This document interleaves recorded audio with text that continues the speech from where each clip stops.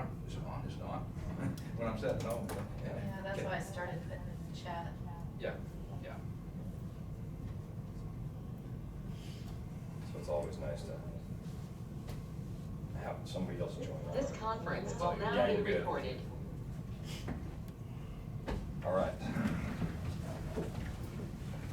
I pledge Allegiance to the flag of the United States of America and to the republic for which it stands, one nation under God, indivisible, with liberty and justice for all.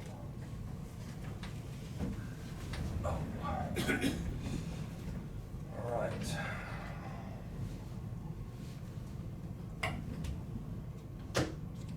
Payday. Looks like we have a grand total payday.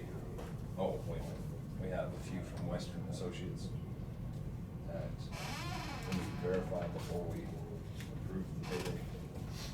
It looks like there's 3 vouchers. And a total amount of $3,787.82. So I have a question, is that last one there for 1786.10, is that, if there's a 500, I thought we agreed to buy 500 masks, is that what it is? Is that what that one is for? Those are thermometers that the health department purchased. 500 thermometers? Okay, so then the other ones are the masks, the barriers, is that?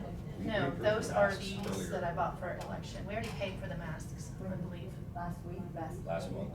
Well, we just got them here a couple of weeks ago. No, Those, the ones that was here was from Randy Frank, right? Yes.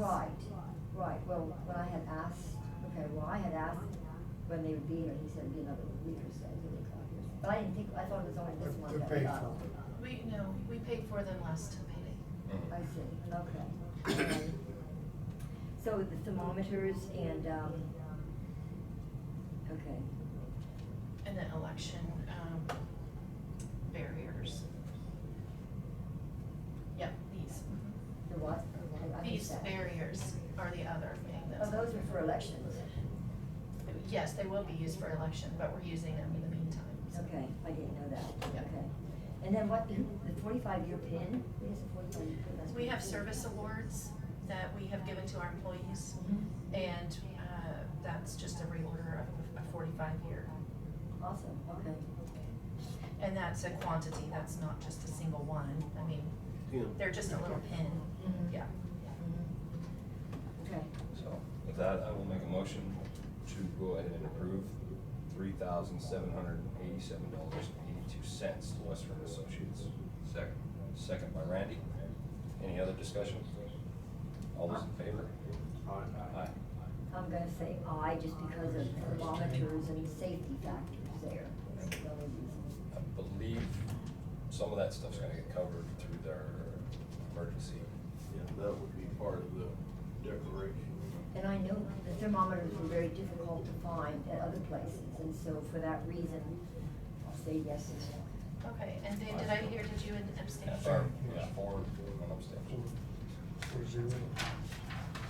No, 4 and 1. Okay, good. And then with that, move on to the grand total payday. Has everybody had a chance to review the vouchers? Is there any questions or concerns before? I had a couple questions. Ken? Let's see, page 5 under 911.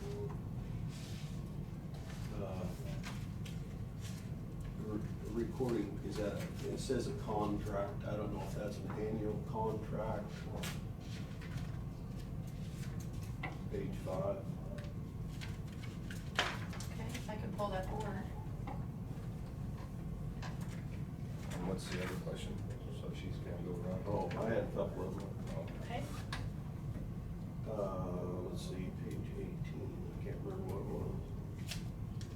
Get to it here.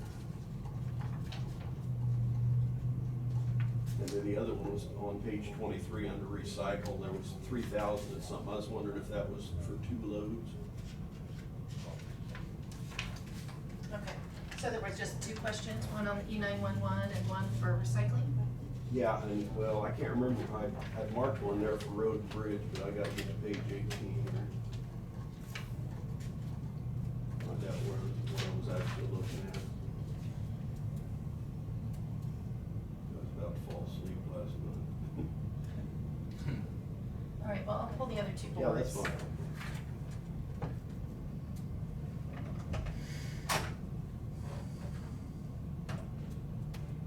What was that one?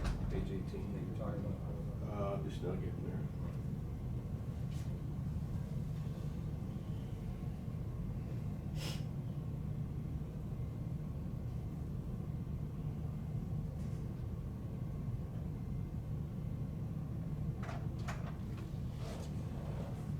Okay, 911 will be on the sheriff's board, which is already,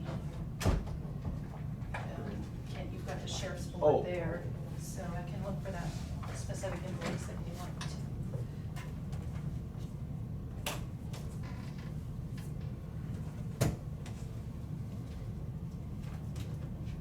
Oh, I know it.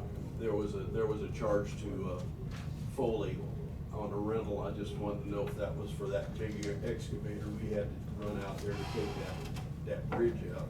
I think it probably is. We had to rent a lot bigger excavator than what we did to take those tubes out there. So that's an additional big expense. Okay, so yes, that is 2 loads of recycling. The loads are broken out. right? 2 loads, okay. Yeah. I figured about 12 tons at $110 or so. 112, 120. $120 a ton, yeah. 2 loads and 3,000. So is the rock invoices gonna be in some of these, that what he has also? Because I was interested to look at the mid-state composite ones, the $37,000. Is that in the board also? I'll grab that road bridge board. I haven't grabbed that one yet. I was waiting for Kent's question. Okay. Wasn't that the company that hauled the hard rock? I don't know, see, that's what I was Yeah, wondering. I mean, that's that company out in the western part of the county that hauled that hard rock.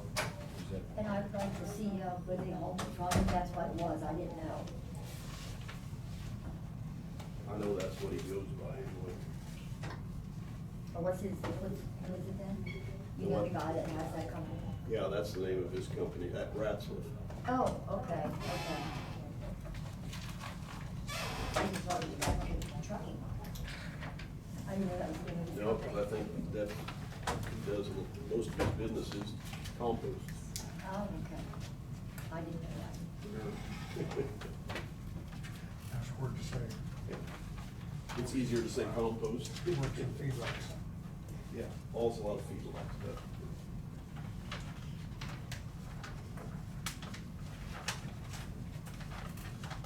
Yeah, it looks like this is just a maintenance on that E911, and so probably an annual Annual. amount. You can look at the invoice over here.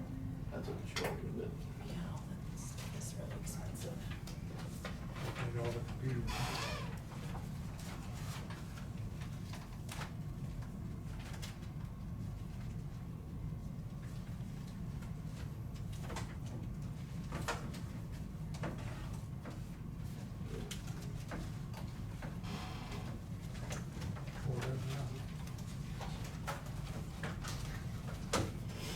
There it goes.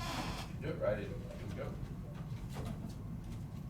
You know, we pay big money to put things in, and then you gotta realize it's big money just to maintain it on an annual basis. The service contracts are served. Yeah. Sometimes the service contracts is what saves you when Yeah. it fails, because you're on top of the list. Yeah. Everybody is.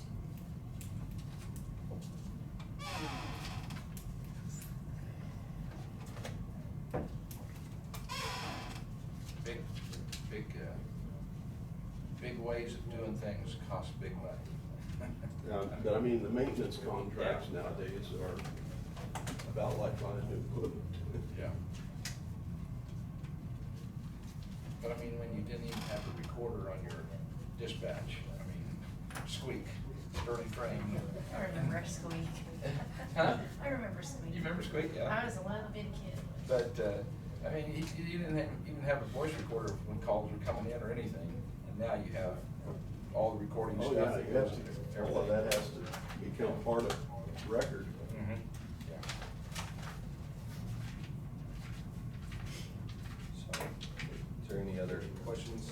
I'm working on finding those two invoices that they wanted to look at.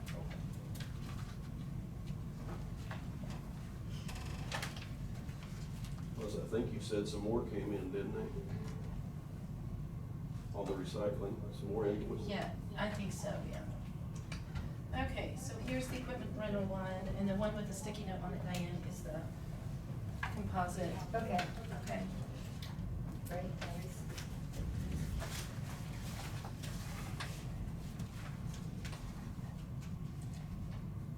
Yeah. And Bryce is on here, he put a little comment, Kent, yes, it was for the, Yeah, $1,356 per day for the excavator and $313 a day for the grapple. Well, that's 50 days. Probably about, looks like what, 3 days, 4 days, something like that. Not that bad price, honestly. That's not, When you, a little aerial lift, it'll cost you about $1,400 a week. this was a big unit. Yeah.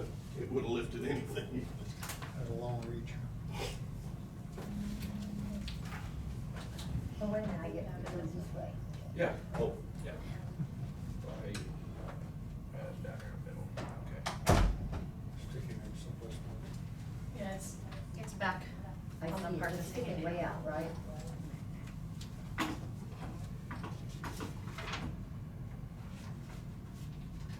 right in front of it. Oh, you It's went on the the wrong other side. direction. You went the wrong direction. She was wanting to see the one with the sticky note outside there. Oh, okay, yeah, I'll just give it to you.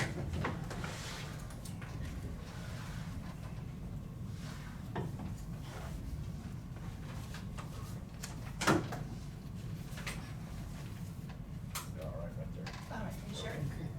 Okay, calm down. Okay. You know what? Uh, Can I have this up there? Is anybody else tired? Got mine on. So nobody can see it. I got no pockets. And what- Somebody keeps turning around backwards. what Well, your that's the dad way, was- that's the way they were supposed to hook on. What's that? What your dad was when I woke up, is this gonna be Friday or Saturday? So, get up. Okay, Well, well, you're- it answered my question. It is for trucking and hauling rock, but it's not the hard rock, it's from Florence. So it's just hauling rock.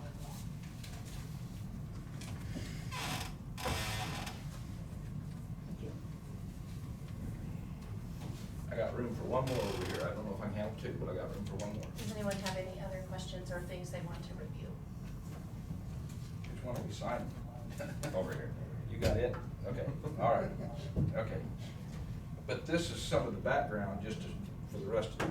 We signed one, but how many do you have usually? Is it more Of these? of these? Yeah. Oh, yeah, every department has. That's- Every department has one. Yeah, I Yes. have several that I sign for different funds. Yes. Yeah, Some are a lot thicker than others.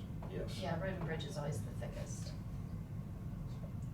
All right, hearing no other questions, I'm going to make a motion to approve the total accounts payable checks at a number of $486,251.61.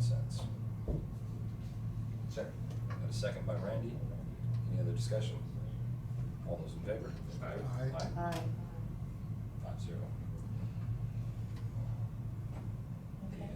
Go ahead and make a motion to approve total payroll for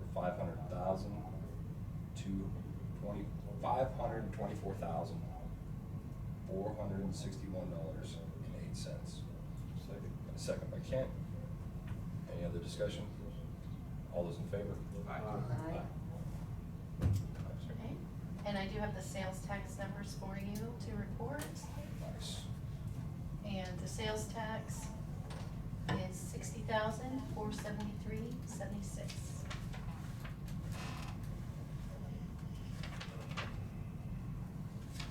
So that would have been for March.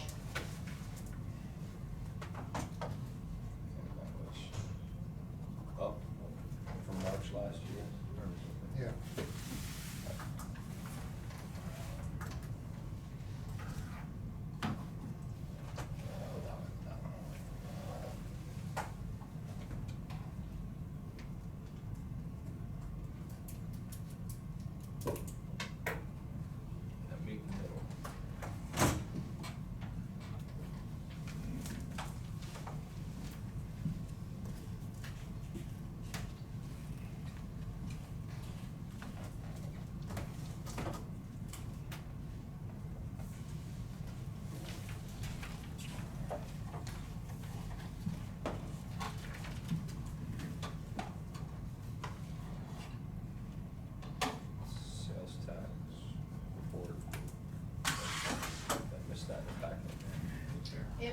It's right after the agenda, It's the first page. Oh, okay.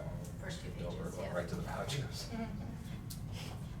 It's the Paydays, it's on the agenda.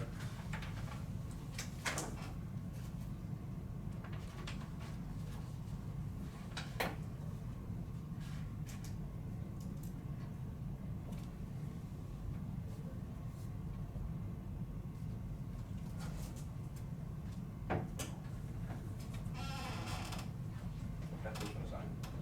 Oh, you already did that one? Mhm. Okay.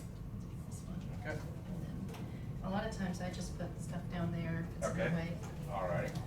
I'll Let's get just it. do that so I don't knock it off. Kind of like a big boom, tear things up. All come unhooked and unfiled. They need to really make trouble. Oh. Okay.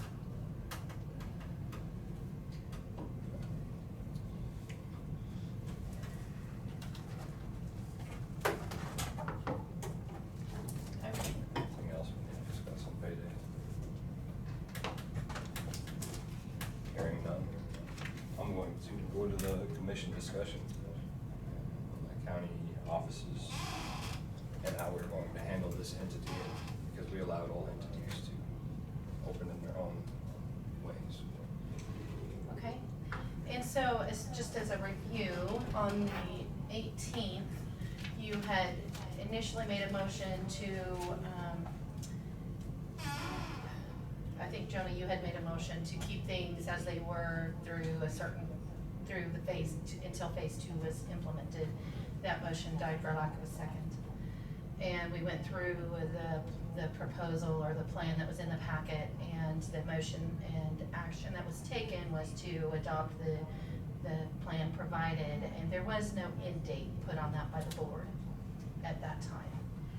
So as of right now, there are no mass gathering restrictions in the county. We do have a few things that really need to be addressed. Of course, you had asked me to meet with the department heads and look at, you know, what everyone's comfortable with as we move forward, which I did do that, and I'll come back around to that here in a second. But there were some questions that Isaac had about the lake for specifically. And so obviously we know there are no mass gathering limitations in the state right now, unless that's imposed by a local order, which you all did not choose to do at this time.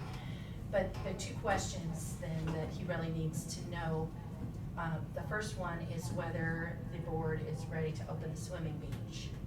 And the second one, he said that right now, Blue Green Algae, we're in a watch status. If we go to a warning, we have to close, we can't open the beach anyway. But while we're in a watch status, we could with the proper signage. And so since that's a county property, that's under your management, and that's up to you to decide if you're opening that swimming beach. And then the other question that he had was in regard to the lake hall. If you're looking at any limitations, or if that's just open, what you want to do as far as accepting reservations for the lake hall. And Isaac is on, I believe, so if there's anything that you want to discuss with him, I think that he is on the call, so. So those were two things about the lake that really needed, they need commission action or commission guidance on. Could all of these items that she's mentioned be opened up with the understanding that we would like social spacing and just recommended? I mean, and carry on, or I'm just throwing that out. Well, I would agree with you. I would, probably like to see the social inside our county buildings be required. Well, I think that's up to us if we want to do that. Yeah, well, I'm throwing where I'm at. Yeah, I'd just sooner everything be open with social distancing required. And on the lake hall, is there some form that they can sign that the county is not responsible for COVID-19 to catch it at the function? Yeah, that's, Something. Isaac, do But you have that's an too- application? That's too simple enough. Right now?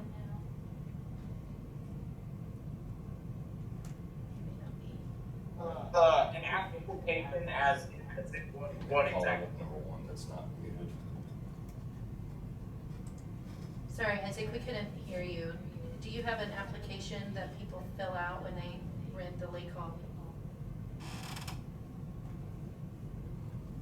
I do not. We have like the rules and guidelines page that we give them, but I do not have an application for any. I can actually hear it clear out there. Okay, so he has like a guidelines page that he hands out, but there's no actual application or contract. We should have something even, Waiver. if you break an arm or leg, we're not responsible. Probably ought to be a They should have, waiver of liability. should have had one years ago. As far as protections go, and that we probably need to know what Brad says. He would have to draft a new disclosure for that, to add the language that's needed.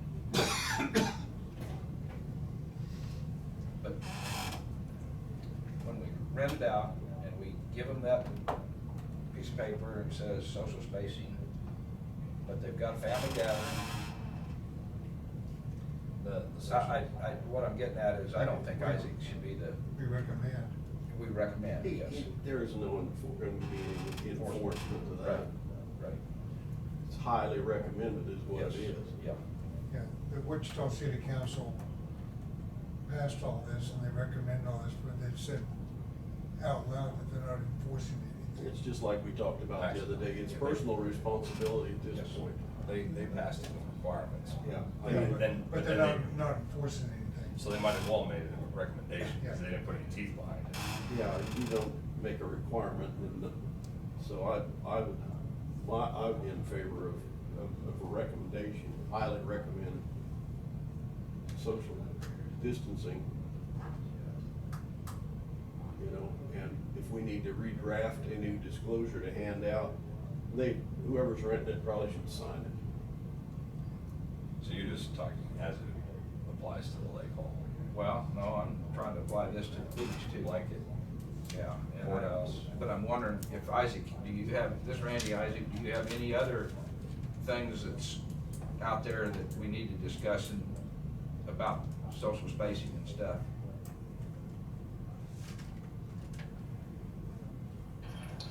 Hey Randy, yeah, and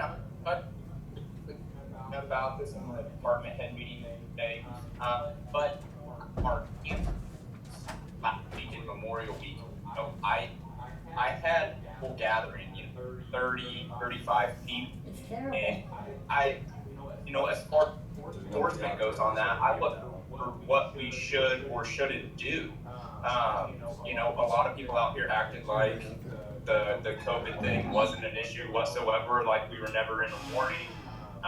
And I just didn't know exactly the proper way to handle that. We talked about it. Rob was in the department head meeting and we discussed that.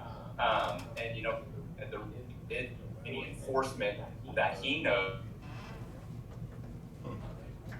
It was good when you were out there, but as soon as you come back around, it failed. Okay.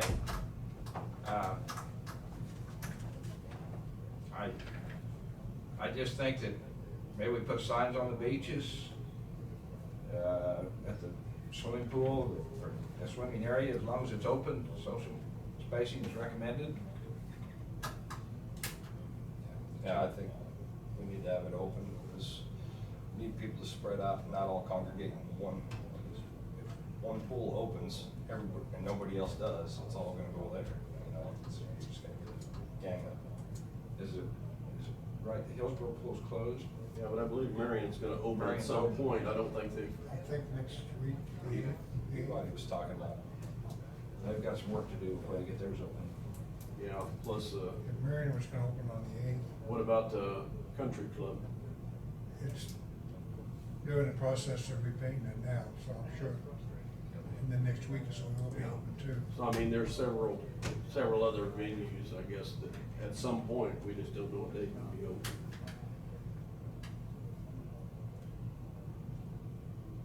I I don't believe in any enforcement action. I mean, if park ranger's down there at the beach and sees some people, he can certainly tell them, they need to distance themselves, but. Well, on the beach itself, if you open it, and there's no restriction on mass gatherings, there is no enforcement. You can recommend social distancing, but that's all you can do. And you have touted the individual responsibility, and that's the direction that you all have gone. So that's, I think, the most you probably could do with the beach itself, if you decide to go in. You can either leave it closed, or you can open it, and put the signs up recommending and reminding people. My recommendation is just to post it.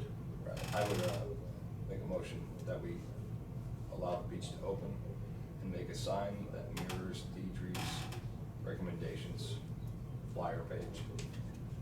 Second. Do we want to tie in the lake hall with that, or make it separate? Separate with the lake hall, one's inside, one's outside. Okay. It may be the same, one's inside. Why do we one's have to property. be so complicated? Property. I mean, I don't know why we have to complicate everything and why are we picking and choosing? I mean. We got a I motion don't and know. a second. Any other discussion? No, I was listening, just, you said you thought we were making it complicated, so I heard that. I think this was signs up with any place that we own, that we're opening, that we're in charge of, but when somebody rents it, I'm wondering, does that take it right away from us immediately? Cause they're renting a building, and I'm just saying, Well, I think it can still be posted in there. Okay. Signed. okay. Yeah, depends what kind of lawyer you got. Yeah. So since we have a motion and a second,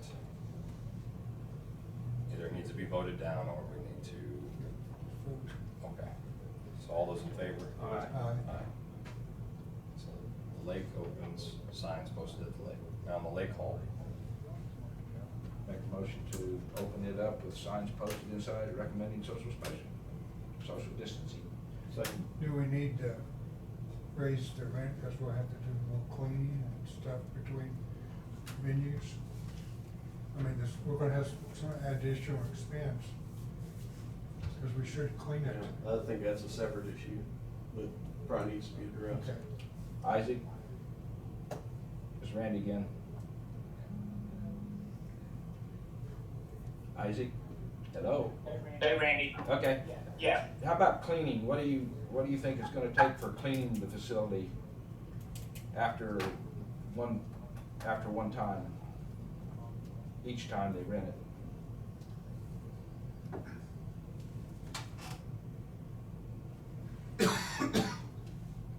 That's definitely something that we did open it up, that we would, we asked that people that rent it, when they leave it in the same condition we found it in. But after that, we will go in and we can wipe down all the tables and the chairs and the counters and the door handles and all of that. It doesn't look like, I was looking at the calendar, it doesn't look like we have to be back to back on the same side of the hall on the same day. I think as long as we could have person in each day, then that would give us the time to properly clean it before another. Thank you. Is any commissioner here decide, do they want to raise for cleaning facility cost or anything like that, or leave the rent at the same? I'd leave it the same. I know in our church, okay, so after every congregation, it is that congregation's responsibility to clean as they leave. And we have a designated people in our congregation that have volunteered to take that task on before they go home. So therefore, I would say we don't have to. I think that's a item of discussion the next time that Isaac reports to us. Okay. so the motion and a second still stand. Motion by Randy, second by Kent, to open the lake hall and post signage as far as recommendations made by the health board, right? Okay. Any other discussion? All those in favor? Aye. 5-0. rules and regulations that's given to whenever they rent it. I'd make a motion that the county council look at that and put a little more teeth into it, put a waiver of liability into it, and that whoever the responsible party is would sign that. I'd second that one, if that's a motion. I mean, I don't think that disclosure's probably even been looked at for a number of years. Probably not. I think it'd be wise to have Brad look at that and just add a little teeth to it. So we have a motion by Kent to address, our contractual obligations with the public who rents. Second by Randy. Any other discussion? All those in favor? Aye. Aye. 5-0. Okay, then, coming back around to some of the other, departments. On the Department on Aging, that building is not under county control, that building is under the authority of the Senior Citizens Board of Marion County. And so whatever they decide to do as far as opening the building will determine how Gala provides services. And they are scheduled to meet, Gala told me, but I don't remember exactly when that is. So, as of right now, they're by appointment, but whenever that board votes to open the building regularly, then they can, open it fully. And then as far as Yeah. Hello? Caller 2. Yeah, excuse me, this is Brad. Hello, we can hear you. Yeah, I was just going to mention with regards to their decision-making process, they also have significant guidance from Department of Aging, who's coming out with some form of recommendations, as I understand it today. A number of those same entities are meeting in different counties. I just dealt with one last night. So for whatever value that has, they do have some independent guidance that they're generally all following. Okay. Yeah, so they take care of themselves. Okay, so, at the department head meeting, we did, I believe all the department heads were present virtually, and we did, discuss kind of where everyone is. I think the majority of the departments are comfortable with just opening the building and allowing people to come in and take personal responsibility, as the board has said, with the keeping the tape lines, putting signage up, probably readjusting some of the signs we have, but now the one office that was uncomfortable was the treasurer's office, and they have been by far the busiest, and they're concerned that people won't regulate themselves when they're supposed to be visiting their office. So they did express concerns. I have offered to work with Janine to try to develop some sort of logistical system to help them regulate that. Janine did say driver's license is, she is planning to open driver's license on June the 9th, which is a Tuesday. She's planning on only Tuesdays and Thursdays and some specific hours. I believe, gosh, I don't have that right in front of me, I'm sorry. But it was, I think, 10 to 12 and 2 to 4, if I remember right, on Tuesdays and Thursdays, but by appointment. So limiting days and hours, but you have to call for an appointment on the driver's license. And so that's what she is planning for the reopening of the driver's license office. And we can post that information in the hallway and, put it in the paper and put it online so that people are aware of it. And that's really what our conversation kind of revolved around was. Do you know whether they're still just left 2 in that office? They have 3. They have 3. They're Okay. allowing 3 inside, and we have 3 or 4 lines outside for waiting. I would just mention that yesterday, at one of the times I didn't get to see inside the office, but at one time, there was 3 people standing right on their marks, and 1 sitting down waiting to get on the mark. Yeah. And so those people did a very good job of, Yeah, they did. of social spacing and everything. And what I was gonna suggest maybe is the line keeps going back to the door to the north, because it went out to the middle, and then if we turn it, go to the. Yeah, but then you also have people that you have to integrate that are coming up the stairs. Well, that's what I'm saying, from her office, so it goes back to the north. Okay. stay on this side of the aisle. Yeah, and we talked about potentially putting marks, like writing on the tape marks of what office you're waiting in line for. Yeah. So you're not like in the wrong line Make- for a make long lanes. time. So many things to think about. Because the end of the month, everybody Well- waits till the end of the month to buy their tags or That's whatever, true. and so. And, you know, the screeners downstairs, it's, you know, they knew how many people were up there, and so they also were spacing people out in the basement to wait until somebody came down. I didn't get to see that. And so, you know, we'll lose that Mhm. portion of it Yeah. when we actually open the doors, but,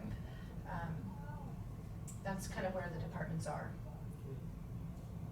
I think that they appreciate the barriers that the commission has allowed us to install, and you know, we have masks that they can use, and everybody has their own hand sanitizer that's been provided, and so, we're trying to clean surfaces between customers in our Okay. individual offices, so. I think many of our department heads have a problem and need to get it back to us as quick as possible. We want to help them, whatever we can do with them, whatever they need as far as I'm concerned.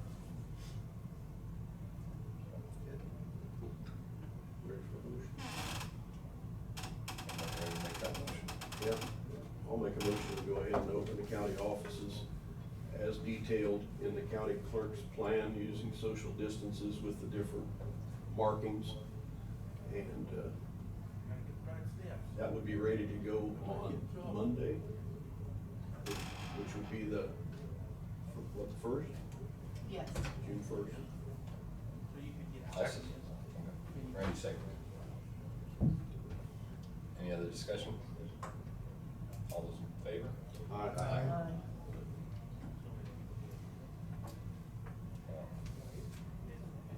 So really then,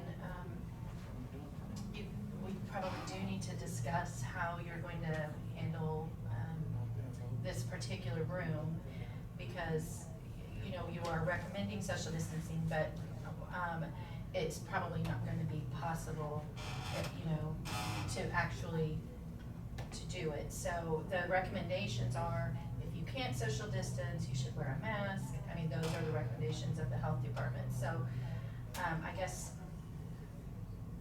that's a thing that we also need to discuss.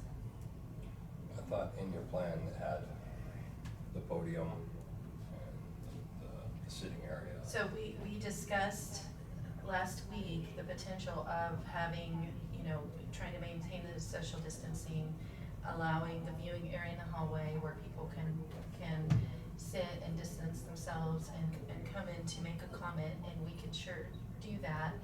But if you are not,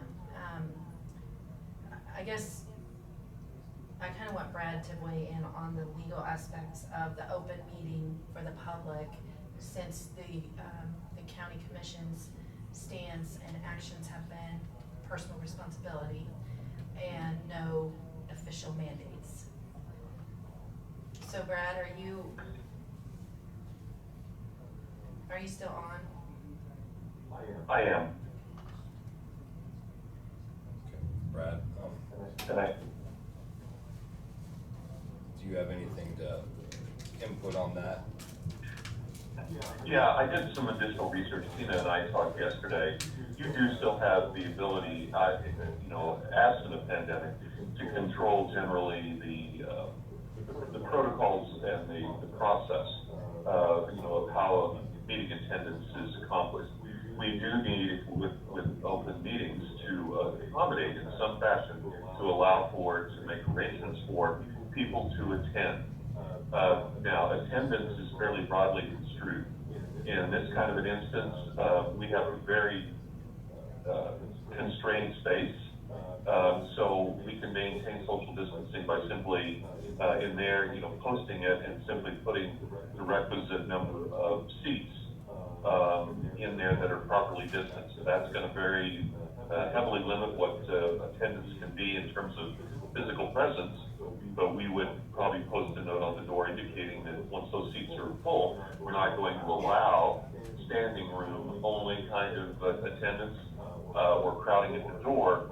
But in that event, we would need to make the arrangements that Tina has already indicated and planned for in the hallway, again with we're gonna put seating there to some degree so we don't fully obstruct the hallway for fire code purposes, but allow people to, have a pretty good indication with the physical items present that this is where I need to go or this is where I need to sit or whatever to maintain that distance. My point being, we can't at that point say you can't show up, but we can control where you show up. And as long as there is some form of communication that's adequate out of the hallway so that someone can view the meeting, and you're not even going to really be required, unless someone's on the agenda, to allow public comment in the meeting. It's just what we normally do. So to handle that, again, we can have the instructions that if you wish to be heard or have something you wish to address directly to the commission, that there's a sign-up sheet, and we bring them in at the appropriate time, one at a time, and have a location there where it's not going to violate the social distancing element of it. We can encourage that people wear masks, but candidly, the board has not necessarily united either. It's a matter of whether you want to go that route and you all want to do the same thing. Not that you couldn't ask that everyone do so, but it probably looks far better if you're asking them to do something that you're doing. So anyway, that's kind of the overview. I'm happy to answer specific questions or if that raises issues for you about the process, what we can work our way through.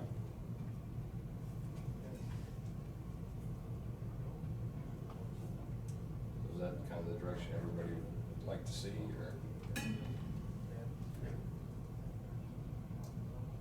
I'd like to see us do everything we can to open it up and let the people come in. There's a lot of people out there that are missing meetings, because they just don't have access or don't have the ability to access. And I just think that's a slippery slope also. I think the way we've got it laid out, though, should accommodate everyone. That door needs, if we can figure out, is the sound too loud out there? I mean, that's what you're hearing back over there. It's pretty Yeah, loud. but I'm uncomfortable with that door in that position, but I understand because of that sound, we should probably undo it for that reason. That's probably not correct either, but I know we have to work something out. Well, and there was no one sitting out there. Yeah. Actually, So, and it's not closed. It's not closed. Right? But what I'm saying though is if that sound was down out there and there's chairs out there, they can separate seat right in here. I mean, I think you have two great ideas. That's some of it, is to put chairs out there 6 foot apart, so. I think they're already laid out. Okay. Yeah, there are some, and I put one right across from the door here too, so that somebody could just, they wouldn't necessarily be able to see the screen, but they would be able to see into the room. Right, right. So what is this table all, if you're gonna use the podium, which I think is an awesome idea, what is this table for then? Can That's- we get rid of it? That's for when. Potentially, but that is actually, The council. I wasn't sure if Brad was coming to the meeting. So generally that would be Brad's spot, or if we have I guess the department can present from the podium. Mhm. But that's what that seat is for your legal counsel. Okay.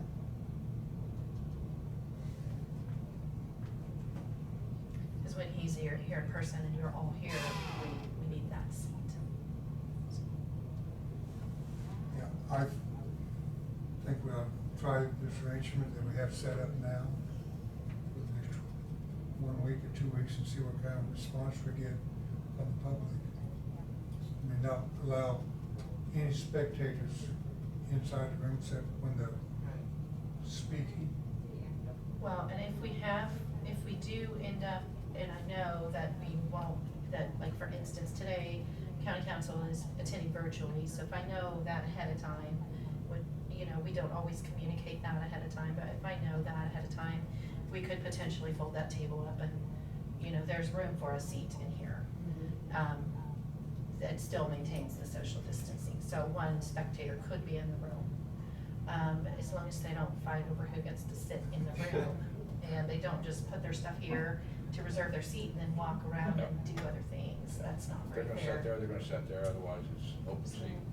And, me personally, I would like the department heads to be present instead of virtual now. I mean, if we're And that would make this need to stay Stay all the permanent. time. we have to get more interaction from the department head. Unless they rent the podium. unless the department heads are at the podium. Some of them have, you know, like Janine takes how many seconds, and, That was awesome. yeah, but, you know, some of the department heads don't use much time, and they can stand at the podium. I see other counties and stuff, they use podiums all the time, and some people stand 45 minutes if they're that windy, and it doesn't hurt anybody at all. There definitely needs to be, in order for us to know, as far as the public comment part goes, there needs to be a, like he said, either a sign-up sheet or something, so that we know that they're out there waiting. Could they text somebody and say, you know, I want to talk about Can something? we just have a note runner or? Well, I mean, if they hear what we're saying in here, we can say this is the time for public comments, and I mean, we can have them check in my office if they wanna make a comment, and then they can tell us here, you know. I'm just trying to think about 3 people trying to come to the podium at the same time. Well, I think they that's will personal communicate. responsibility too. Yeah. If they see one person getting up, the others will, I think they would wait, yes. But you had alluded to earlier, making that as a resolution. Well, I think if you're doing a mandate within any of your, facilities, I don't know if you needed a more stringent action than just a motion and a vote. But if you're just doing it where we're gonna just try this plan, I mean, I don't know. Brad, do you think that they need to do any kind of a resolution stating what the procedure will be? No, there's not a requirement necessarily for a resolution in this instance, as long as we have a clear outline in a motion and majority vote, so that it's in our minutes. Those are always available then in written form for that purpose. If you prefer a resolution, certainly we can draw one, and there's nothing wrong with that. But would I think you have to have it? No. No, in this kind of an instance, particularly since we really operating as I perceive it, kind of step by step here, and the intent is at some point to try to develop some return to normalcy, whatever that might be. This is not something that's going to go on in perpetuity or even an extended period, we would hope, but you just don't know. So I think a motion and vote in the minutes will be sufficient. So I have a question. In the past, and I noticed you've done it too for a while, when we get our agenda, we have many subject topics. After we did our business, you would always ask or allow somebody, if they had a comment on that subject, to speak. So, are you gonna continue to do that then? I mean, I think that's the way we've always done it. And so, cause if it's a subject matter that they are interested in, that would be the reason they come to the commission meeting. And that would be the time to talk about it, cause you can't, usually on public comments, you don't allow them to talk on a agenda-related item. So they would have their time to speak after we done it, or whenever you wanna open it up to the public on that subject. I just wanna have clarification, cause I had a lot of people asking me, and I wanna make sure I'm telling them that you can talk after, you know, on the subject matter if it's an agenda item, like we've always done. And then the unrelated items are where you go under public comment. Yeah, and I like that, I'd like to continue that, I just wanna really think about any ripple effect that might come from that while we're trying to navigate all this other stuff. Not trying to open the floodgate too fast, because we don't even know how this is gonna work. That's my only concern. I would much rather hear their input on the item, because that's when the department is part of the meeting, that's when some of those answers can be made in a more streamlined fashion. Right. But, How do you know that whoever that person is not gonna sit over there? And we've talked about 5 different things in one department and on our agenda. And so that person wants to comment on 5 different things in that one thing. Well, I'm just trying to say that if they've come in for a reason, I'll accept that. But if they're gonna listen to us run our meeting and then try picking apart 4 or 5 different things while whatever it is comes up, I got a problem with that, because that's been happening. Well, I think originally we had a plan in place where we allow, like if we're talking whatever, like you said, a department, 2 or 3 different subjects under department, okay, so after we do our business, that's up to the chairman then to say, does anybody have a comment, and you're allowed 3 minutes or 2 minutes or a minute or whatever, and then you're done. That's your comment time. I always thought that's the way we kind of did it. Yeah. And then if you want to really stringently enforce that, I got it, okay? But sometimes it No, I seems know, like I agree with they that. go 3 or 4 items with, Mhm. and I'm sorry, I like their comments, Mhm. but we're here to run a meeting, we're trying to keep it on time, we're trying to move on as soon as. So what you're saying is, specific comments? Yes, Not, specific. not broad brush? Yeah. And Random. that was Yeah. always my intention in the beginning, was Yes. that you hold your public comment until that agenda item comes. Yeah. And Diane made a point there, that the chairman's in charge of who and when they make comments. Not who, but when. I mean, you can't say you can't, but you can. No, what he's saying is who Chairman's in who gets charge. called on, Mhm. what order. Okay, order, okay. Yeah. The buck stops there, sorry. It's the job you sign up for, right? Yeah, I guess I'm okay with trying it. I just, if it gets out of hand, I'm gonna knock it off. Yeah, it has to be, I think it has to be limited to the specific topic, because sometimes then it just expands. And that would be your obligation or wish, Yeah, and stick to this. Well, there was It's- no ahead of time from the agenda that I want to speak about sanitation, I want to speak about the roads. I mean, they sign up ahead, we know they're gonna wanna talk after our discussion. How about this, it's after, if we have a problem with picking apart, only allow them to speak at the beginning of that agenda. What part? Are you talking about the very first item? When that agenda item comes up, then I'll go ahead and let them say their piece about that agenda item. Public comment prior. Okay. That way it's not disruptive to the meeting. So I was gonna also bring it up down here too, I've had several people comment to me as to why we don't have commission comment first and then public comment. Because a lot of times we pick up subjects under commission discussion that's not on the agenda that they would like to speak on. So if we could reverse those two and then have public comment at the end. Well, I'm gonna go to this, and I'm gonna try to be as polite as I can on this one. It is our job to run the meeting. It isn't for everyone else to be a commissioner. That's what it comes down to, because if they wanna speak at the commission during commission comments, or about commission comments, they need to be a commissioner. No. Mostly what I've heard from commission comments are future agenda items. It's basically getting it laid out so that we create vision. Yeah, we've never made a motion or passed anything in comments, I don't think. No, I think it's only appropriate to put it as an agenda item and do it at the appropriate time. So I just wonder if there would be, if Brad could comment We're on that. getting off track here, so. we Well, need to I just know have how a we want- suggestion on your, public comments, if that's okay. So I would say that if you're gonna allow public comment on the particular agenda item, generally those are questions about something the department head has said.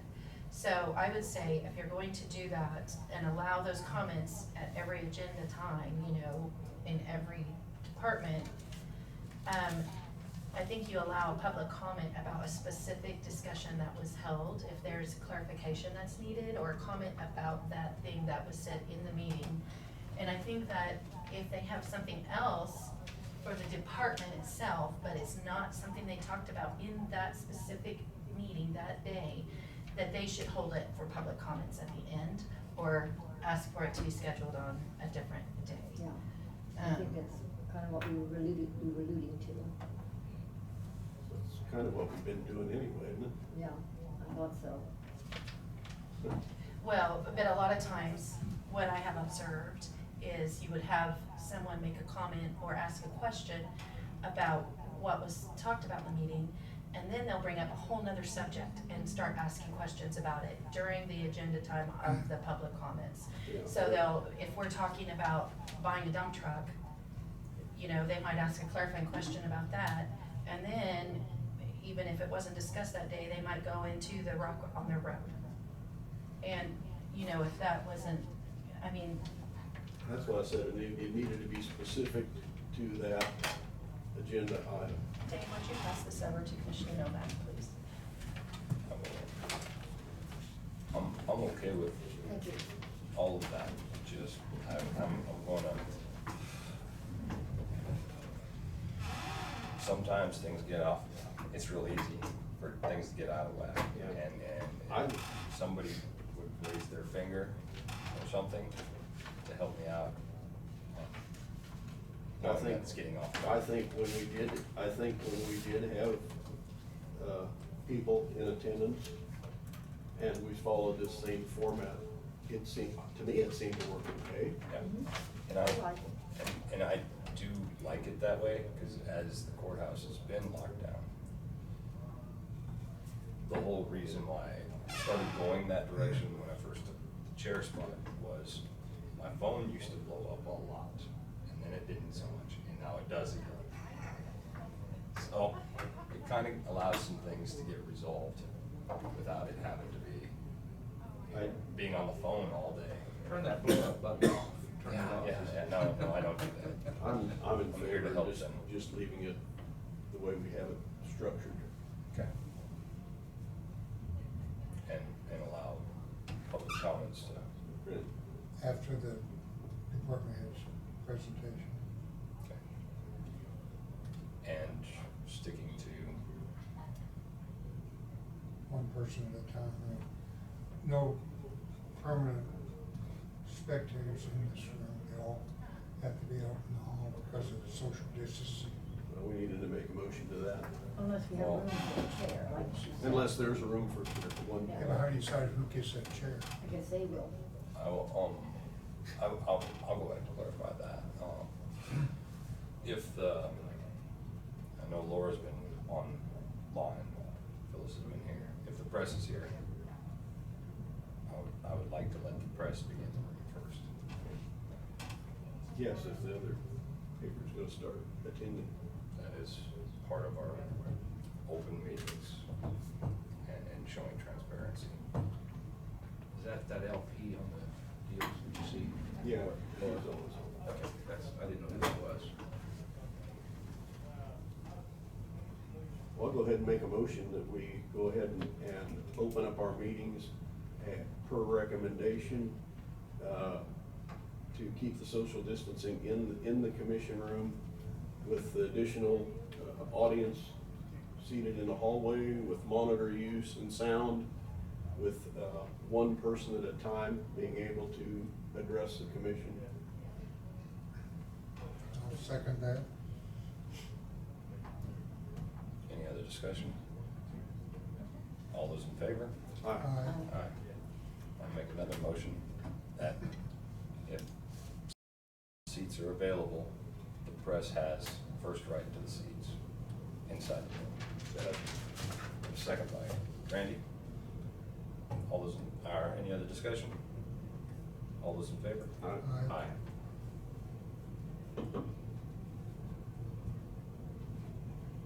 I just wanted to clear that one up. Yeah. And I say opposed. I just think it should be open and fair, you know, first come, first served to the seats. Okay, 4-1. All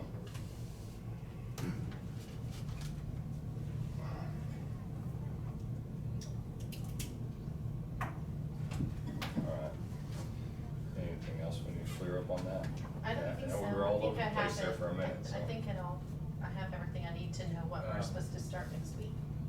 Okay, I think one more that, how did you get from the department heads about, everybody coming back in? That was what you said a while ago, that you really felt everybody to come back in and go to work in the offices. We did discuss, you mean the staff? Staffing, yeah. Okay, so we did discuss staffing, and really that's gonna be up to individual departments. The majority of the if there is someone that has applied for medical or family leave through this specific leave that's allowed, they have to be able to utilize any balance that they have. But the majority of the departments were to the point where we're gonna try to just bring everyone back, to the degree possible. Some offices, are, I'm not 100% sure how the Register of Deeds is going to do theirs, just because they're right together and there's not a lot of space in there. But I think everyone else is gonna be fully back. Is there, and I haven't checked, is there a divider between the two employees in that? There is, they have 2 of these between them, and then, there's also, actually have 3 of these in there. So they do have a divider between the 2. Okay. So, Okay, thank you. you're welcome. Appreciate doing it. I think I called one of the department heads while the meeting was going on, and he said he'd call me back, so he did. But anyway, it sounded like there's, I don't know what you said, it was virtual? We had a few people in the room here, and then, the rest were online through, just like we do for the commission. Thank you.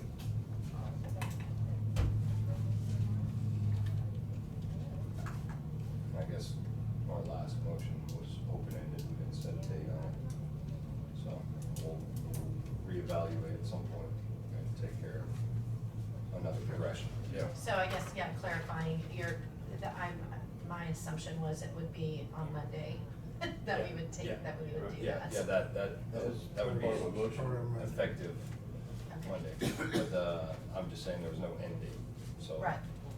Gotta keep that in mind, we'll have to readdress it at some point. The other thing that I don't foresee anything, but, you know, the governor has surprised me before. She has called them to reconvene on the 3rd. Right. So I just want everybody to be aware that something may come back down the pipe from different. Things may levels. change again. So, and I don't think we made any action to be super permanent, so. Well, and then the other thing too, you're gonna have to see how, you know, if there are changes in, you know, the virus itself within Marion Yes. County, you want to just kind of see how that works. Yep. No, just, don't wanna do any grandstand, I just wanna make sure everybody's aware that it's not very far away. It's still lurking at us, it's out there. The problem is, Okay, so, anybody else have anything else to do as far as the county offices concerned? I'm just gonna go see if there's anybody actually out there watching. Want me to do it? You can.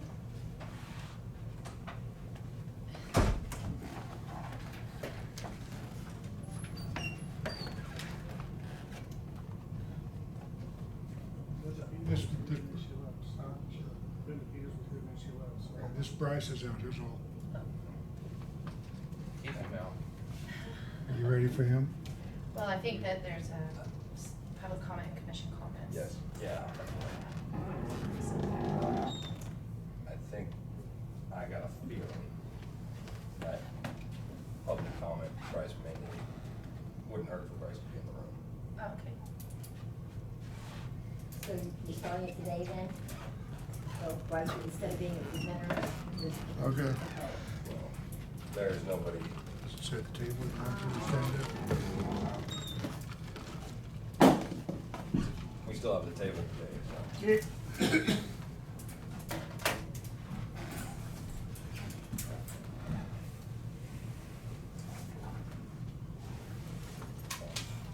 All right, at this time, I'd like to open it up to public comment. I had heard that somebody was going to put in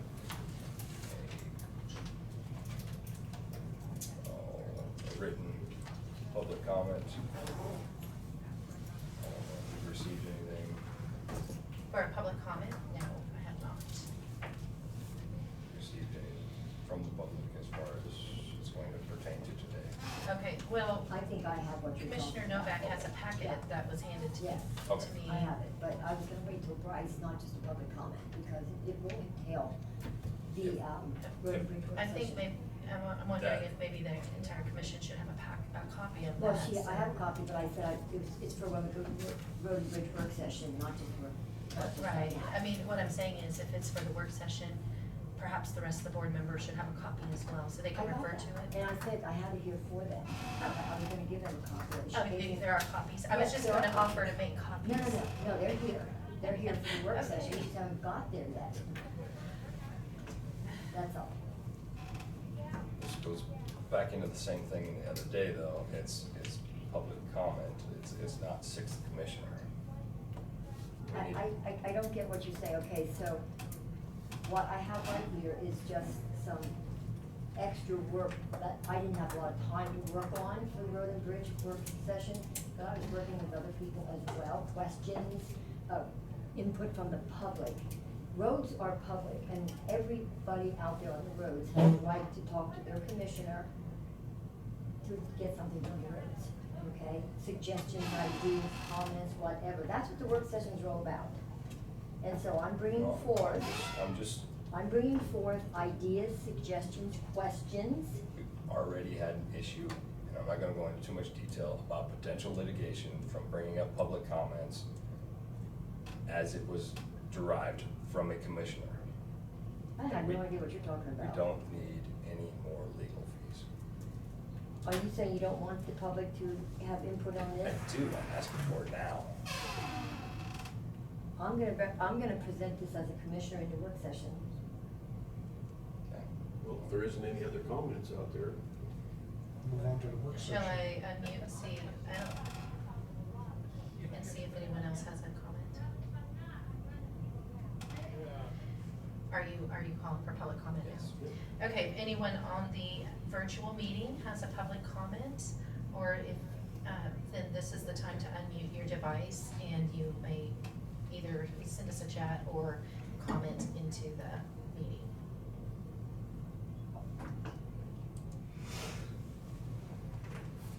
Okay. Hearing none. We're gonna close public comment.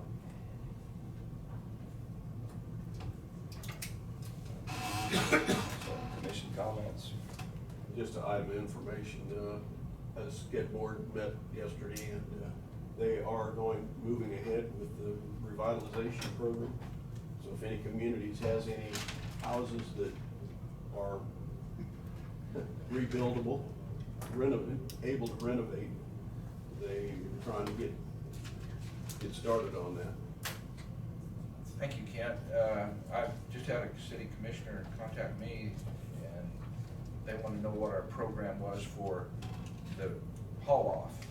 And so I'm gonna get that, the tons, 25 tons per. Right. Stuff like Yeah, that. So C&D.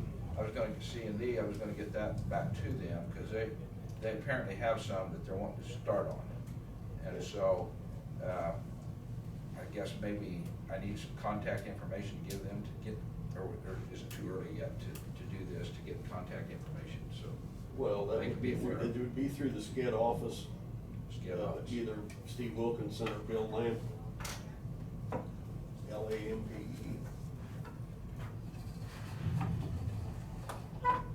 Okay. Yeah. SCED board, Yep. SCED office. That's SCED in- office. That's Bel in Air. Bel Air? Bel Air, yeah. I can probably find you that contact Okay. information maybe after the meeting. Okay. Yep. It's right there on Webb Road. Okay. If you go north out of, off 96 on Webb. Okay. Yeah. They're up there next to the Right. Granite Place. Out there, down by itself. Okay. Couple places, couple businesses up. That may help them Yeah. tremendously to. So I think probably every community has several. Find that there's Yeah. no more public on I've got some of my neighbors. About 30 minutes. I mean, Yeah. they don't want a shack, but they want a house that they can make into a decent home. Yeah. We have a lot of shacks. But he's just checking to make sure there's nobody else. And this was for removal? No, this is revitalization. Revitalization. But that would include probably some demo. Okay. But we have the other part that you're talking about, 25 tons. Yeah. City Yeah. letter to dispose of blight. Right, and that's what they're interested in. Right, the reduced Yeah. C&D. Mhm. Well, that wouldn't be through SCED, that'd be through us. They We'd got, go through Sharon. they wanna tear down. Yeah, that's what we want to start with, but if there's something else that they've got in mind, which I don't know what all they got in mind, but at least they would have that information. Yeah. Well, thank you, Ken. Anybody that wants to do an improvement around. So I do have something to bring up under commission comment, which just come to my mind right now. And that is, under commission comment or any time at all on this agenda, as an elected official, I have equal rights to speak, just like anybody else. I do represent the people in my district, and I do get information from them. And I will bring that information here, and I will present it as a commissioner, because I represent the people. These are not my ideas, my suggestions, and my thoughts. You may not like what I say, but I have the right to say what I want to say, and I will be responsible for what I say, not the commission. So you're not responsible for me, so don't try to be responsible for me. I'll take my own responsibility. But I will represent my people. You don't have to like it, but that's the way I am a commissioner, and that's the way I do my work. And I do take their suggestions, their ideas very seriously, and I do present that. And some of the ideas are accepted and some of them are not. Because just because I'm a commissioner don't mean now it's all about me, because it's still not. It's about the people that I represent. So when I don't have a chance to speak as second district, it's not me you're against, it's actually second district that you're holding back. Yeah. So I just wanna make it clear that every commissioner has a right to speak. I might not like what you say, you might not like what I say, but we have the right to say it. You always have the right to say it, you're an Thank you. elected official. Okay, thank you. That's my comment.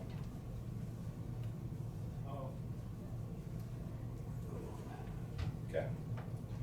Any other commission comments? All right, very good. Moving on.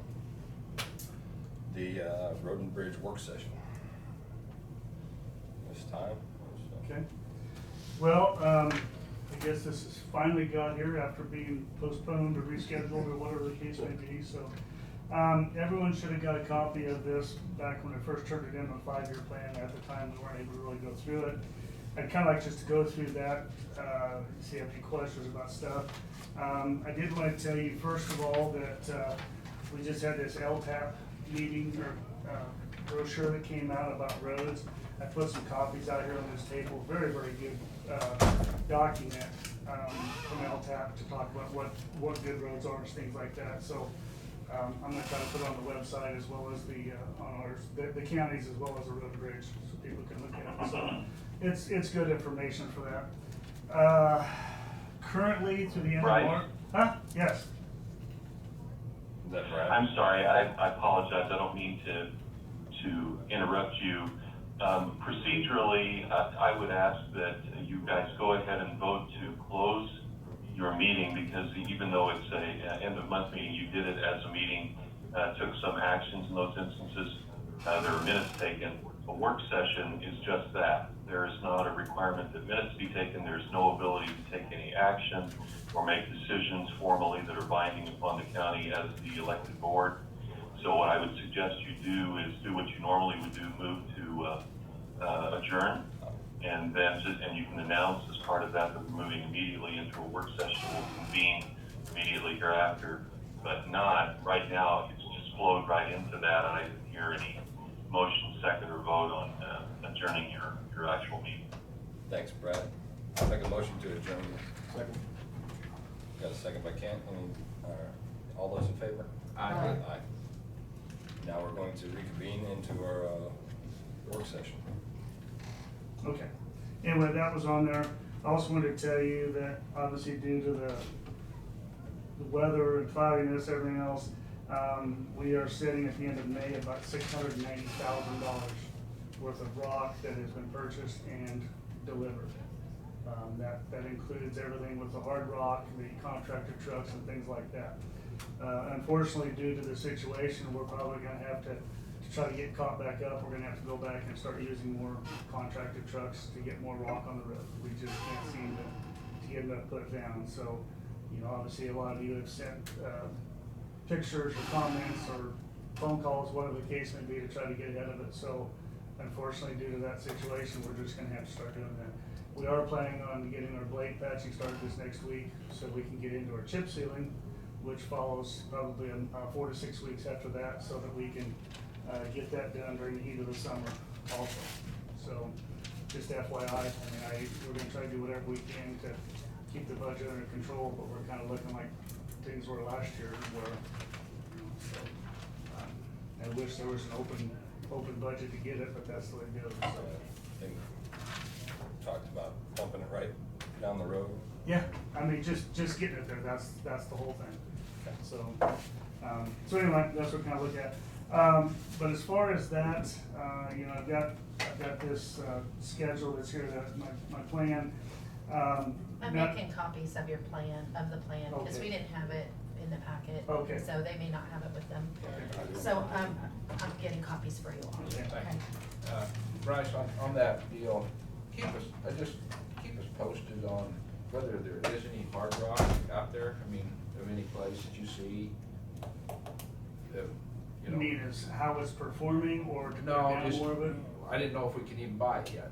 Well, we still have, it's the smaller gradation of rock, from over there that we've had all year, that Okay. Harsman's has been back on. So we have that out there. It's a smaller gradation, which, goes better on top of things. On when top you- of things. Yeah, yeah. So we do have that, but Okay. all the larger stuff, we have not hauled anymore since Okay. quitting, but Okay. not saying that I wouldn't love to, but, you know, budget-wise, that's the problem, so. Do they, That door right there is kind of closed, it really should not be closed. I'm sorry. Yeah, we can try opening it all the way again and see how it goes. Bryce, does Harsman's charge us anything for storage out there? Nope. They don't charge us for storage or loading or anything else. Once they just charge us to get back here, and then it's just like every other lot. You got yours? Sorry, that's my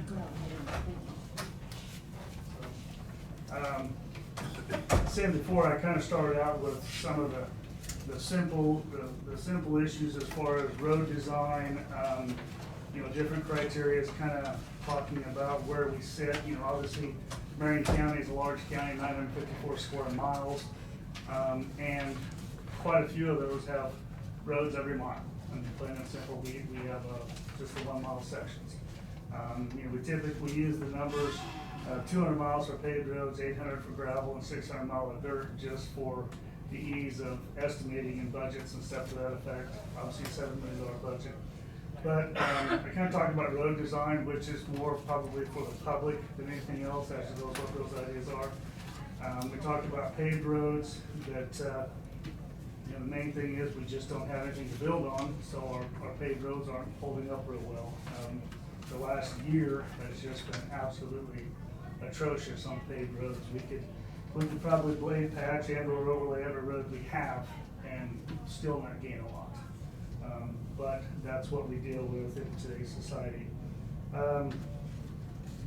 Going into the base and sub-base problems, obviously that's where our issue is. We just don't have anything down there to support that drains.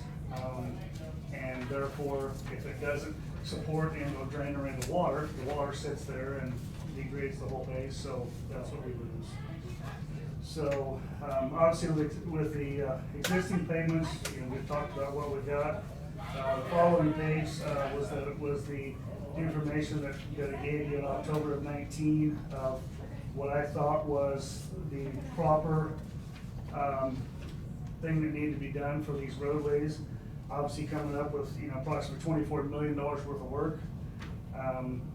Just, it's very obvious that it's very, very tough to keep that up. You know, we have our capital improvement fund, which sits, I think it's like $5.3 million now. Unfortunately, with asphalt, that basically allows us one project and then depletes that, and then we have to build it back up.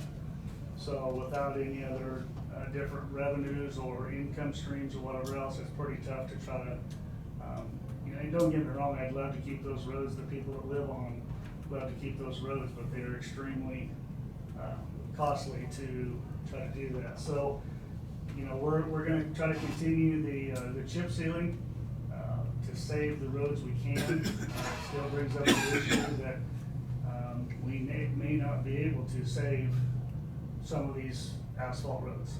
And it's a shame that, you know, when we have them, people don't wanna get rid of them, but if we can't maintain them or in a safe manner, then where does that put us? I mean, we're in the same situation right now with Nighthawk and 330th east of Tampa. You know, if we can get the cost share money. I thought we were gonna hear fairly soon, but they said they were gonna give notifications by the end of June. So, but when we hear that, if we have if I have all the information ready to go and we know we're gonna get the money, we can turn around with the contract and let it as fast as we can, and basically just require that we're gonna have to have this work done by the end of the year. So that's one way we can do that, and still get, we'll have to order in some more material for the seal if we're gonna do that. The other thing is we could put the seal out as part of that contract too, that they do that. Either way we go, we probably won't be able to use the lightweight aggregate that we have now, simply because it just takes so long to get in, whether it comes from Missouri or Colorado. So we'll probably have to go back with some limestone chips or something to that effect. So we have that option either way. I don't know if the commission really has any preference. I'd love to use the lightweight aggregate that we have, but it's just, there's no way we could get it here fast enough. So, we could take it off of one of the other piles, but again, we would therefore take that out of one of the other projects we have planned. You better beware if you use limestone aggregate. Sure. Because they Yep. did, That's probably right. when you was living out there, did the Lakeshore Drive and we dusted everybody for half a mile. Yep. With that Sure. white I limestone. totally understand. There's also some other materials that we're looking at that we could use too, but that's just part of the, we could bring in chat from down at Baxter Springs, but again, it's the cost of getting it here. Very, very good material, but obviously it's a 3.5 hour drive to get it here. So that's one of the things I'm looking at now, but like I said, it just comes down to the fact is this is what we're looking at from a county. Do these things need to be done immediately? Yes and no.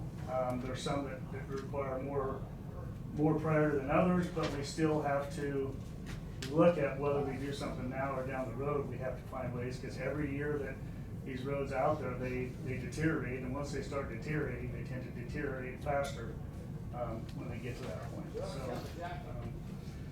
So anyway, and I know, as a commission, you're the same way, as you've got X amount of money coming in, and that has to go towards the entire, all the departments and everything else to fund. So, Is your list in any kind of order? I've got Priority? yeah, I've got priority. Well, Okay. this photocopy is in black and white. I actually have an original that had it in red, and those were the first priorities, was trying to get to, and Nighthawk, I believe, was, It's on this recap. It's a few pages back. Yeah, 5. No, not that far. It's back there somewhere. There it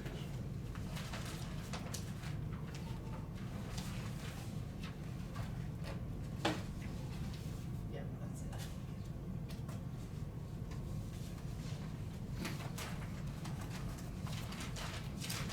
I brought it with me. But anyway, basically it was the same thing that we're working on now as the Nighthawk and the 330th.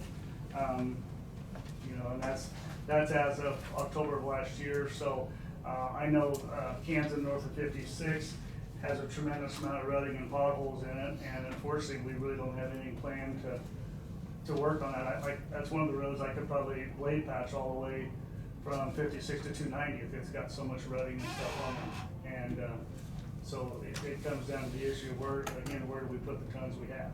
And ultimately it comes into the time too, because while we're blade patching, we're taking up our trucks and one motor grader, but we've still got other work to do. So, but anyway, and like I said, the costs were based on quotes budgeting information. I would like to say that they've been overestimated a little bit, but at the time, you never know the price of materials, the price of equipment, whatever the case may be. Everybody talks about, well, now's the time to be doing all this work with asphalt work. Well, the problem with that is all the materials have been contracted since last year. So we're still paying the same prices, even though diesel and everything else is so low. So that's how they work. It's kind of like the people that have contracted their cattle. They're okay because they're getting prices, but it's the people that didn't contract are in the world that hurt. So, but anyway, again, that's something that we can work on, with the commission, whatever the case may be. Obviously, public input. I know everybody would love to have the roads done right now, but that's what problem we deal with. So, going on to the next page, I went into the maintenance. I had a 4-year chip seal plan. This was actually started by Jesse and the guys beforehand. We've just Due to last year with budgets and things like that, we weren't able to get to that, also doing the flooding and things like that. So that's the plan, is we want to go through and do those roads. This year, we already have the lightweight aggregate stockpiled at both the South Shop as well as Peabody. So we ought to be able to get most of that done. It takes we do about 3 miles a day on both sides, depending on a good day and things like that. So,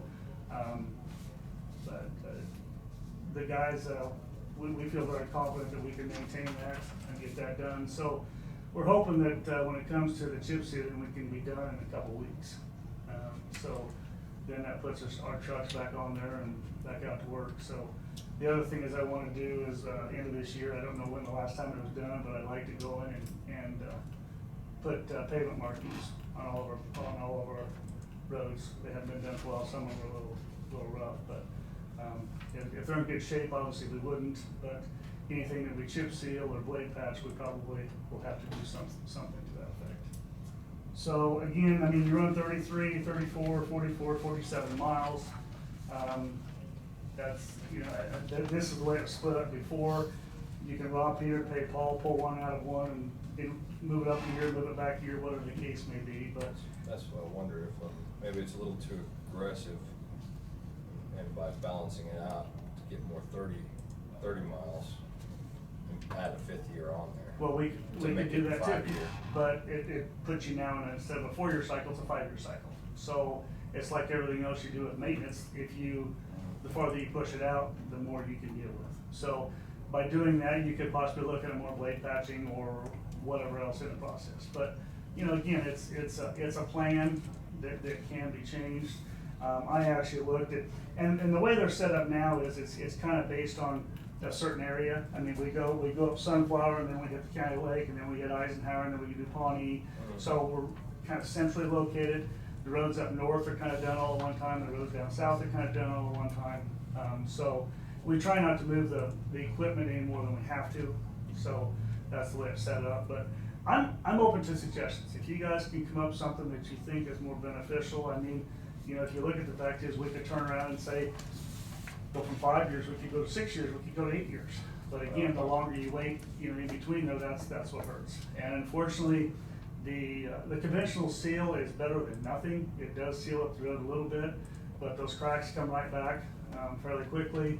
And that's what you face as you're trying to. One thing that does help immensely is we get the blade patching done and then chip seal over the top of it. So you get the smoothness, you get rid of the potholes and things like that, and then you get your chip seal on top that also provides a good skid resistance. So, like I said, I'm sure open to suggestions of anybody that has any ideas besides, I still think we got a great quote on that 2 miles over there, but you still look at even $150,000 a mile. That's pretty costly, but that's what it takes when you don't live close to asphalt. I mean, you're at minimum of 35 miles away to Newton, and Victoria's 60 to their plant. You go to Salina, and you go to Manhattan. They're that's how far away, and you basically have to pay for either the mobilization or the trucking to get here.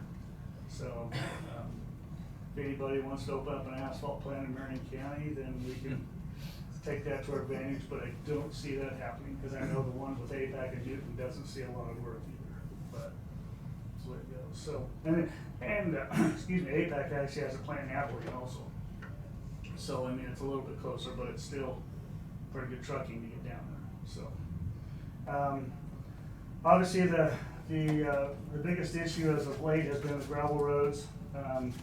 This dreary, rainy, cloudy days for the last week just absolutely kills us all the way around. Any roads that were in good shape soaked up the water. People have to continue driving on them the entire time, and it just, we take several steps back every time we get this situation. We've got to get these roads rebuilt with crown, and until we do that, to get the water off the road fast, I don't know what the answer is. We are obviously limited by budget, talking here that, if we use the 800 miles of road, and I put rock on there 2 inches thick, 20 foot wide, That's 917,000 tons of rock to rock the rock roads in Marion County. It's just, I mean, that's $7.4 million at $8 a ton. It's just, you know, unheard of. But if you look at the fact is, if we take $900,000 budget on 800 miles, it gives us $1,125 per mile for rock. That isn't much for rock for either. And it still brings up the issue of trying to get rock, whether it comes from Woodbine or the sand or Harshman's or wherever it comes from. It's just the trip to get it here. You know, we've obviously talked about stockpiling material and everything else, but it's pretty tough to stockpile material when we need it on the roads. This winter time, hopefully we can set that up. Contacted all the quarries around, and they said, yeah, they were all for contracting what material we wanted or whatever else from what quarry. You know, Harshman's has talked about opening up Levo, which would be fairly close, and evidently their rock is as good as the stuff from over east. Well, obviously Levo is going to be a lot closer than some of the other ones too. But you know, it is what it is. We're trying to get as much rock as we can put on the roads and you know, get those passable. I know our tickler list down there, we've probably got 30 to 40 names on it right now of people that have called in wanting rock, and that's on top of what we've found too, just out driving around. So we actually got one of our trucks stuck on Wednesday trying to get down the road, had to get pulled out. You know, we're trying to get rock on it, but you know, we can't get to it with our own trucks. But I mean, that's just, when you cut in that deep, I mean, if I were the supervisor, I'd say, if you're cutting a track 5 inches deep, bring the load back in. Well, and that's what we've told them. I said, you know, don't, if you get to the point, and this is just happened to be a soft spot going down a hill or something, but yeah, and you know, and that's the thing is we're trying to drop rock on the roads and we're causing as much problem or more problem by doing that, then yeah, it's not the right thing to do. But I'm just saying, you know, we're trying to put rock on the roads and we just can't. But you know, you were talking about stockpiling, and I've talked about stockpiling several times. And don't get me wrong, you're the professional, but wouldn't it make sense to, you know, we have to hire contractors to haul rock. Wouldn't it make sense if they did the stockpiling for us, and then that way we could take 2 or 3 trucks out to an area and get that whole mile or 2 done in a day? Sure. Yeah, I totally agree with you. Unfortunately, the issue that we face now is those trucks are busy hauling for everybody else and whatever else. The best time to do that would be in the wintertime when they wouldn't be hauling so much. Yeah. It still comes down to the fact is that extra money comes out of the budget, whether it's actually budgeted or whether we could go with a contract, whatever else. But yeah, and you know, the process of actually, the main thing is just getting the material there. Once the material's there, you can push it up into a pile within, you know, 30 minutes to an hour, typically, if you don't let it get too far ahead of you. Now, if we want the truck drivers to run their own equipment, we could do that too. Obviously, we deal with the issue of what happens if they break something or the liability of that. But yeah, I mean, there's several places around that we can stockpile. Yeah, I mean, the farther you get away from Florence, Marion, it just, you know, we've had that issue that I've talked to this week, and yeah. What has there been on 3 or 4 loads, maybe? Yeah, it depends on where they go. Sometimes it's 3 to 4 loads a day is what they get out there. Well, I mean, this just been 1 load a day for the last 3 days. On which 300. Oh, yeah, I don't, we typically run up there 3 to 4 loads a day. I don't know what. But I mean, in an area like that, if you had a stockpile, you put 2 trucks out there, you'd have done it. Yeah, you'd have done definitely a lot quicker. Now, the only thing with the stockpiling is there's 2 downfalls to that. Is number 1, you now have to take another loader up there to load it. Second of all, you will lose some material. Sure. You'll lose, you know, Sure, 5 to 7%. there'll be some pickups backed up to it. Yeah. That's Well, no, I'm not talking about that. I'm just talking about getting smashed down in the ground. And you don't want them to go in and dig the grass and dirt up when they pick up the rock. Well, yeah. Contractors figure that in. It's typically 5 to 10% of whatever you're hauling, whether it's sand or rock. But we do face that, yeah, and people are gonna go. Well, if the guy knows how to run a loader, Well, you're not gonna have right. too I bad. mean, and honestly, Isaac has the problem out there at the county lake too. When the material shows up, everybody knows about it, and they're calling and or showing up to get it, and you know. So And it's taking a little bit of the time.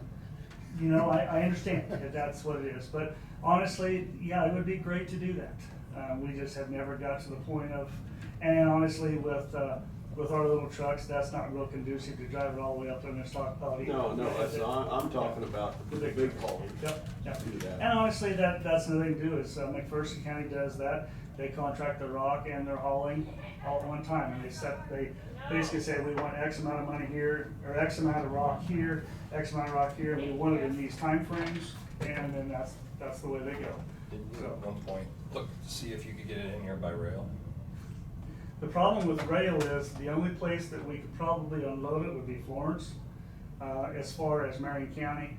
Now, the grain facility over there by Canton, they actually have a system like that. The problem is anytime you try to run sand or rock through a grain operation, it's a totally different operation. They tend not to do that. The other problem is there's not a lot of rail facilities at these quarries. Yeah. And that's the problem is you've got to try to coordinate the two, because yeah, it would be great. Actually, it'd be great if we could bring the material in and we could actually, we could get 100, 130 cars of rock, whatever else, and we could work with the other counties. We could all go together and buy a certain amount or whatever else. And then it's just a matter of hiring somebody with a backhoe to get up on there they do have side dump trailers and stuff like that, but I don't know if most of them are just hopper cars. But you just hire a backhoe and he climbs up on top of there and unloads it. So you'd have that process of unloading the trucks and or stockpiling. But yeah, you would get it here faster and more economical. It would be a larger cost up front, obviously. But yeah, that's the biggest problem. We've contacted them, and I think if I remember right, there was when I talked to, there was only one quarry that had a rail facility anywhere close out of all the quarries we've dealt with. But, you know, going forward, not looking back, isn't that something we should plan on for next winter? The stockpiling and stuff? Yeah. Well, actually, yeah, that's why I said we can contract the rock we want, where we want it, and yeah, we can, because like I said, that's what Saline County does. They specify every location, how much is, and they just turn it all out to bid, and whoever bids the lowest. We have locations to Yeah, do it, so.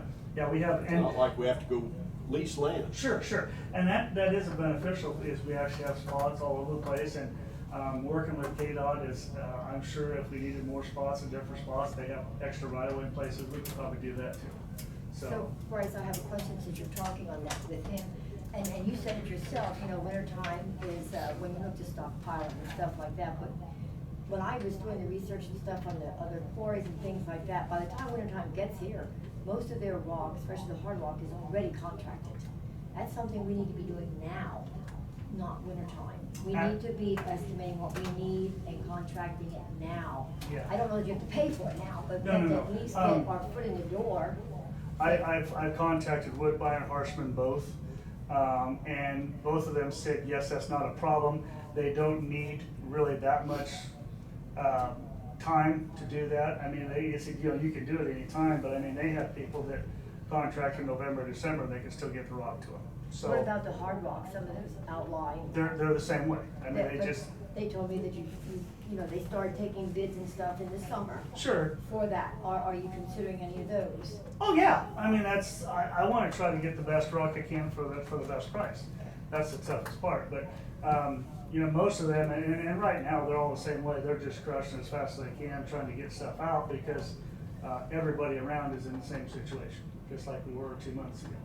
They got behind last year, hadn't caught up yet. Well, yeah, and of course, the winter time is great for them to crush as long as it doesn't get too cold, because sometimes they have to use water or whatever else, which, it does get too cold to crush at times when the equipment won't run. It's definitely a lot more maintenance and everything else for them. So, but no, I'm all over that. I like to do that. We've got plenty of places to do that. One of the things that would be beneficial is if we get this done ahead of time was not knowing what the winter's going to be like, but again, getting the backhauls from the rocks, hauling salt, because that's where we get the best. They haul salt east and then come back with rock to us. So definitely for that. But yeah, there's places we could put rock all over the place that would help our delivery tremendously. So I just wanted to clarify, you said that you had already talked to Harshman's and Woodbine Mhm. about contracting rock Mhm. for the future? Okay, so are you also committed to calling some of the other places? I know you said Harshman said they would open Lebo. Mhm. I think I heard you say that. I've- And then some of the others, are you going to actually call the different ones, and price them and stuff and start that process, that ball rolling? Is that what I'm hearing you say? Well, yeah, I mean, but, you know, they've said, I don't know if Nelson would be any different, but Harshman runs all those quarries, APAC didn't have a problem with it, Woodbine didn't have, it's just a matter of getting the formal, what do we wanna do, and determine what kind of rock we want, where we want it, stuff to that effect. I'm willing to talk to anybody if we can get, you know, good prices and good rock, so So that's. when do you suggest we start that process so that we're not behind the 8 ball again? They said it's not a problem. Everybody I've talked to said that even if it was November or December, but it's like anything else. Yeah, I mean, we can get the stuff in now. They won't be producing it until later on this fall because they're producing stuff for contractors in state highway stuff and asphalt and concrete materials. I mean, they're not gonna produce that road rock for us if it's not a high priority compared, because that other stuff is a lot more, expensive for the contractor, so. Yeah, that kind of scares me just a little bit, because just based on the experience that we just went through several months back, when we started doing this searching for hard rock, we ran into the problem to where it was already committed, and they were not crushing it, and therefore it was a shortage, and we couldn't get it. So, Well, I mean, waiting till November again kind of scares me. I'm just thinking, like I say, I just think it's something that we should approach differently this year. I understand. To say that it's a shortage, the reason it was a shortage was everybody needed rock. It wasn't necessarily hard rock or whatever else. I mean, Burkamp wasn't taking orders either because they had so much business locally, they didn't need county work. I mean, it's just plain and simple due to that, but, yeah. Florence even ran out. Well, everybody has been. I mean, that's I remember who told me that, they tried to get rock out of Burkamp, and Burkamp said, no, I don't have anything to give you. He said, everything we're hauling right now is already contracted out, and we don't have anything enough produced to get to a private individual. But yeah, we need to get going on that, determine where it is. So I'll continue to work on that and maybe get some locations and whatever else set up or kind of planned out that way. And when you bring a report back, tell us Yeah. where you stand on that. I just don't wanna get into the same boat, because come winter time, every county will need it again, Yeah, sure. just like we will again. It's something we need to do in September. Yeah. What- Well, or like I said, before, or even before. we're plenty far ahead to take care of that, but, you know, and the thing is, we talked about not only the rock we're just putting on the roads, but your rock for reconstruction. I mean, we're budgeting $200,000, and based on putting the base rock, the cover rock, and the sand on it, we're looking at $15,000. Gives me roughly 14 miles a year for rock for rebuilds. So obviously, I've said from the beginning, and I'll continue to say that, we need to do more and more of that work to get rid of clean the ditches, clean the pipes, false shoulders, crown, whatever else. We just have to go back with rock on top of it. Now, I will follow up. I did contact Van Keppel that does aggregate stuff, and they actually have a 2-inch grizzly. Well, it's actually an adjustable grizzly, anywhere between 2 inches and 6 inches. I can bring you the information on Monday. They have them available in Kansas City that we could either rent or purchase. Now, the good thing about that is with the material we have up there so far on the crushed concrete, that we could actually set it up and screen what we have now and get the 2-inch stuff, or at least not all of it, but some of the stuff, and start using it now. The good thing about that is if we can use that material and don't have to buy material elsewhere, is we don't have that extra expense of buying that. And second of all is if we use that material and don't have to run it through the crusher by scale, then we don't have to pay for the scale price to have it crushed. So I think it's extremely beneficial for us to look at something like that. I've checked all the quarries around or whatever else to see if they'd have anything extra, and every one of them has their stuff designated. So, but anyway, I will bring that stuff back to you at the commission meeting Monday so you can look at it. And A grizzly is a crusher? no, a grizzly, all it is an angled steel frame that sets up off the ground, and you drop the material on top of it, and whatever size you have to set for there, we would set it at 2 inches. So everything at 2 inches is or less would go through, the rest of it rolls off. So you come in on the stuff that goes through, you pick it up, you go over, place another pile, that's your 2-inch base rock. Anything that falls off of there, would probably have the reinforcing steel and stuff like that in there. And then you would go put that in a different pile, and that's what you'd have to crush to get rid of that. So again, it's not a real fast process, but for the money, you could definitely make it worthwhile. If you're even working part-time at it, when you need some, you could go out there and run some for a day, and with a loader, an excavator, or 2 loaders. So I think that's extremely beneficial. And again, I'll bring it back to you Monday so you can look at it with pictures and stuff. So, and the other thing is not only there, but if we get the next section, if KDOT would in turn give us that one up there, we've got all the stuff down at the south shop. They go pile down there stuff too that we can run all that through there. And I think we could just make a tremendous dent in all that stuff. And obviously the other thing is, to cut back on a lot of rockwood birches. So. I won't knock you off course here too bad. I still had a question about the road rebuilds. Okay. And the gravel itself. Okay. Have you noticed the benefit of keeping the graders off of freshly dumped rock? Yes and no. I mean, I understand what you're saying. There's time. We try to spread it out and let the traffic, we dump it and try to spread it out as well as we can, then let the traffic take care of that. Most of the time, people do drive down the center of the road. That's where most of the rock is. That's where the best rock is. That's where there's hopefully less water, whatever else. So there is the benefit of doing that. And so obviously, anytime that we're working that rock, we are always degrading it or whatever else, to what extent, so yeah, it would be great to do that.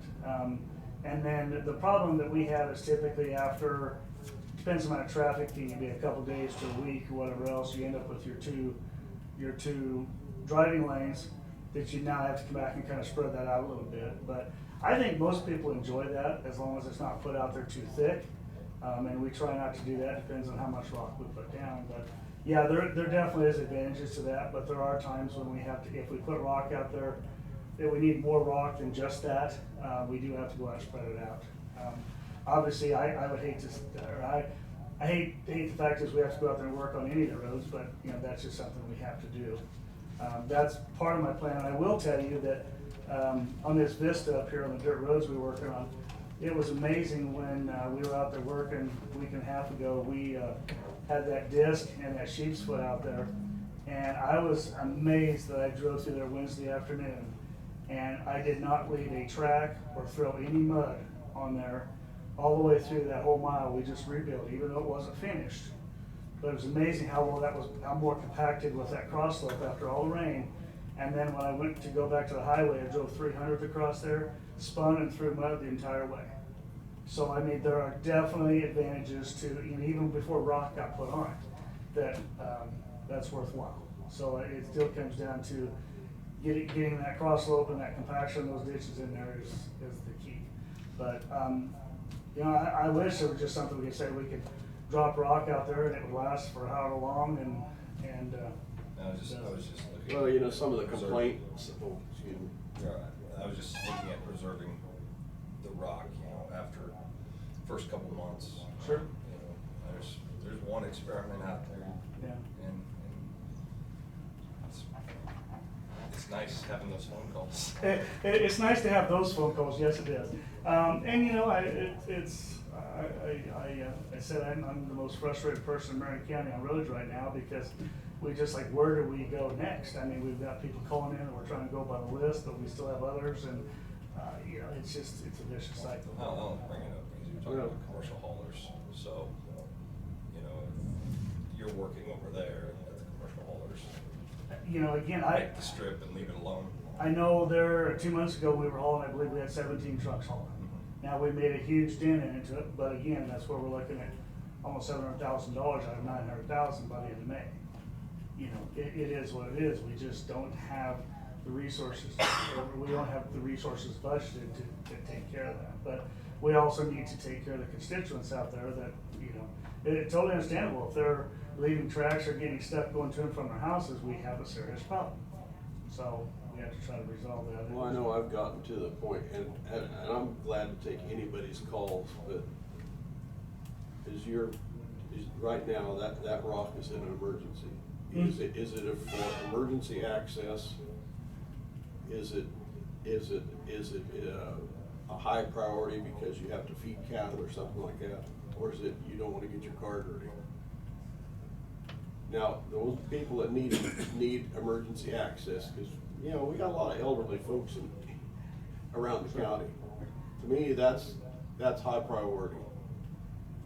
But, you know, I know we get a lot of calls just because I've got a nice place out here and then I have to drive through mud for a half mile to get to the hard road. But is that actually emergency or not? But, you know, until, like you said, until those roads are fixed properly, you're always gonna get those calls. Well, I get phone calls, especially from big ranchers or, you know, out of feedlots. My road is terrible, and I said, well, you know, the rock out there isn't meant for the kind of traffic that you have in and out of there. Second of all, they inadvertently bring mud and stuff like that out of those places and put on top of the rock. So it you know, but they always say, well, I pay a lot of taxes, why can't I have a good road to and from my feed yard? You know, again, where do you put the priority or the highest priority for that?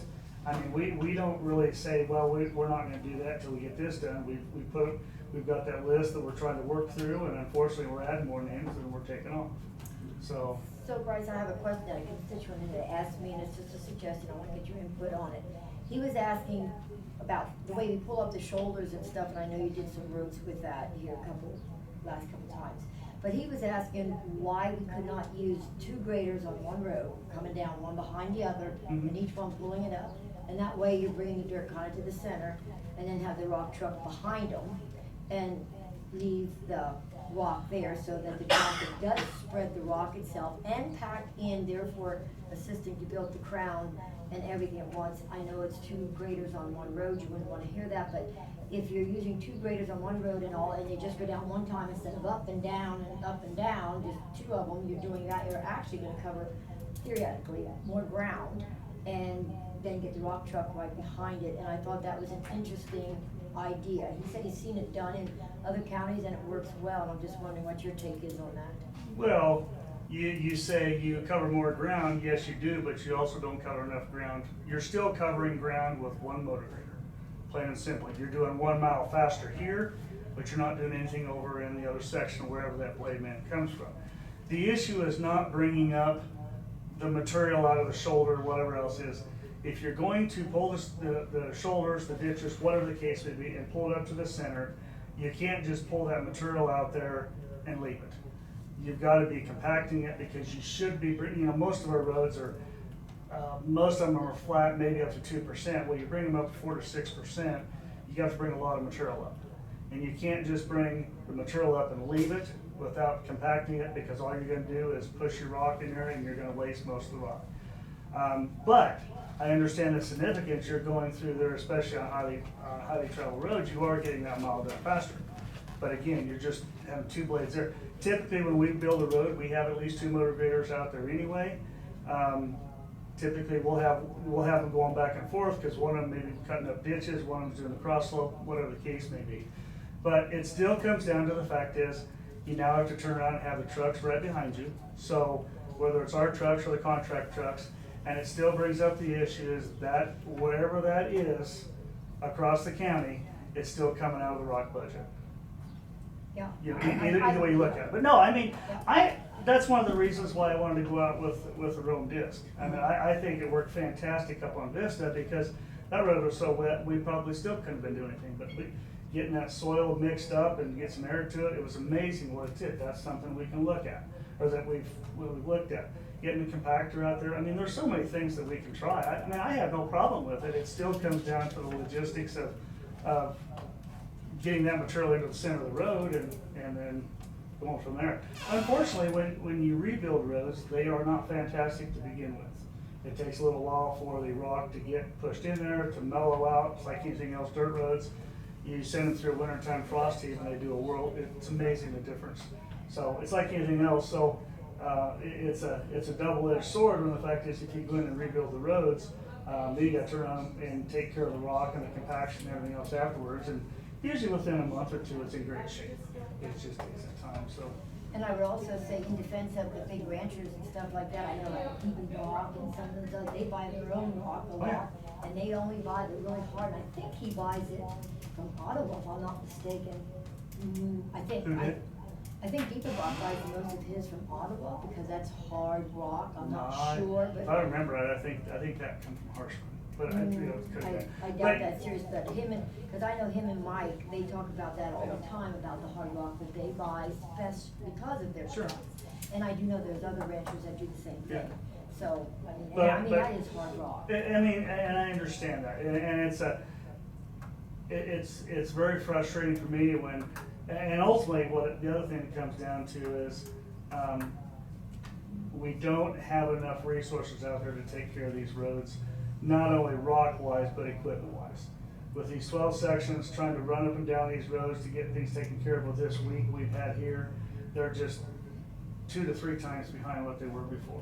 It would be great to say if we could get down to 80 miles or whatever it is, whatever that magic number is, because people, I tell them 130 miles, are like, oh, we thought 80 was bad.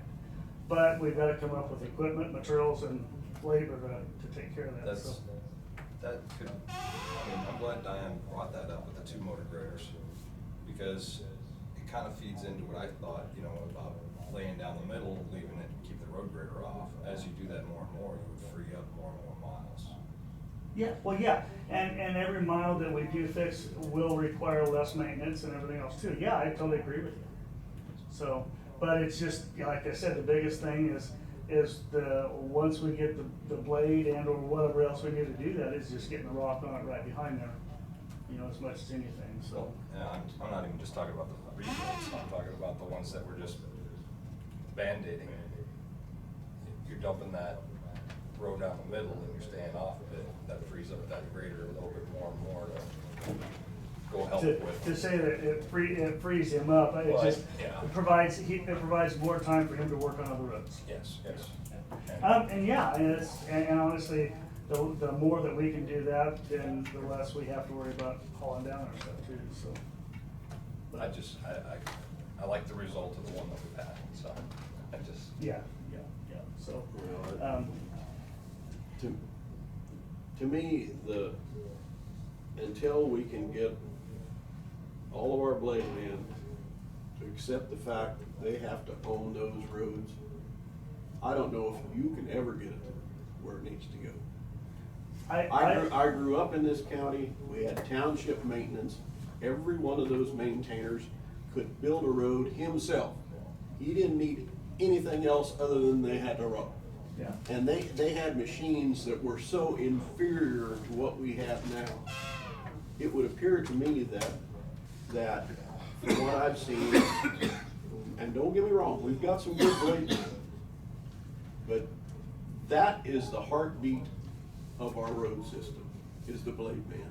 And if he doesn't take ownership, if he's out there, paycheck. Until we can get to that, I don't know if you can ever get anything fixed. Well, thank you for saying that. Well, I will somewhat agree with you, but I can also tell you that I've got some men out there that take this job to the end. Yeah, And I they're out there- understand that. they're I'm out not there- saying that as a Yeah. whole. As I said, And we've got some honestly, good blade men. I will agree with you. The other thing that we face is a nationwide crisis of skilled operators. Sure. Is that we're lucky to find people that can pass a drug test and get in the door to even want to. But we do have, most of our blade men have a number of years with the county. Right. And honestly, when I come in here, I've been involved in government, you know, all the way from city to the federal. It's the stigma of that. Yes, we do have to overcome that, and I agree with you. I've been working on that. I've been trying to have a meeting with them ever since March, but due to the COVID stuff, we haven't been able to do that. But there's a lot of things that I want to work with them on for that. And there's times that I'm a little frustrated because I said, guys, you just went across the road and you pushed rock from one side to the other, you filled up the potholes, but I can feel them the next day, or the same day you fill them. And I'm like, that's a problem. So, yeah, I agree with you. There are issues to work out there. These guys have been in the past, they've been chastised. You've got to get over every one of those roads as fast as you can to satisfy those people out there. We have, you know, every section man knows where his priorities are because that's where the squeakiest wheels are. Should it be that way? No. Is it? Yeah. And I tell them that I don't want them to be that way, and they said, well, you don't get the phone calls. And I said, It's always been that way. and I said, but if you get the phone calls, then have them call me, because we have to get away from that. So yeah, we face that too. Now, the other thing that, and again, I know, you know, a lot longer, I mean, I was told back in the, what was it, the early 2000s, they had 20-some section men or something to that effect. So that, I you don't know, again, that's where you have more time to spend on those roads. And the other thing that we get too is, you know, some of our guys have 15 to 20 miles from one end of the section to the other. Well, if he's down here working over here and has to go through the other end of the section, he's roading down the road, and that's what people see, he's not late. So that's another thing we want to work on, is try to combine and or reorganize some of those sections so that they don't travel so far, and get them to work in a smaller section on a daily basis or whatever the case may be. We've talked about that for months. Because, you know, you get so many complaints. Well, they started on this, but now they haven't been back for 2 months. Or they started on that, I have now seen them for a month. Yeah, You know? well, and part of the problem we do face is the fact is that the guys have been out there more than that, but that's the public's perception. And that perception is what we have to try to reduce, and the fact is that we need to make it more evident that we are out there, whether we did anything or not. And I'm not saying that we aren't out there, but that's one of the things we're looking at too is they actually had capabilities to put on equipment to track that. And so whether the guys know it or not or really care, we can actually pull up that motor grader and say, okay, he did this and this and this day.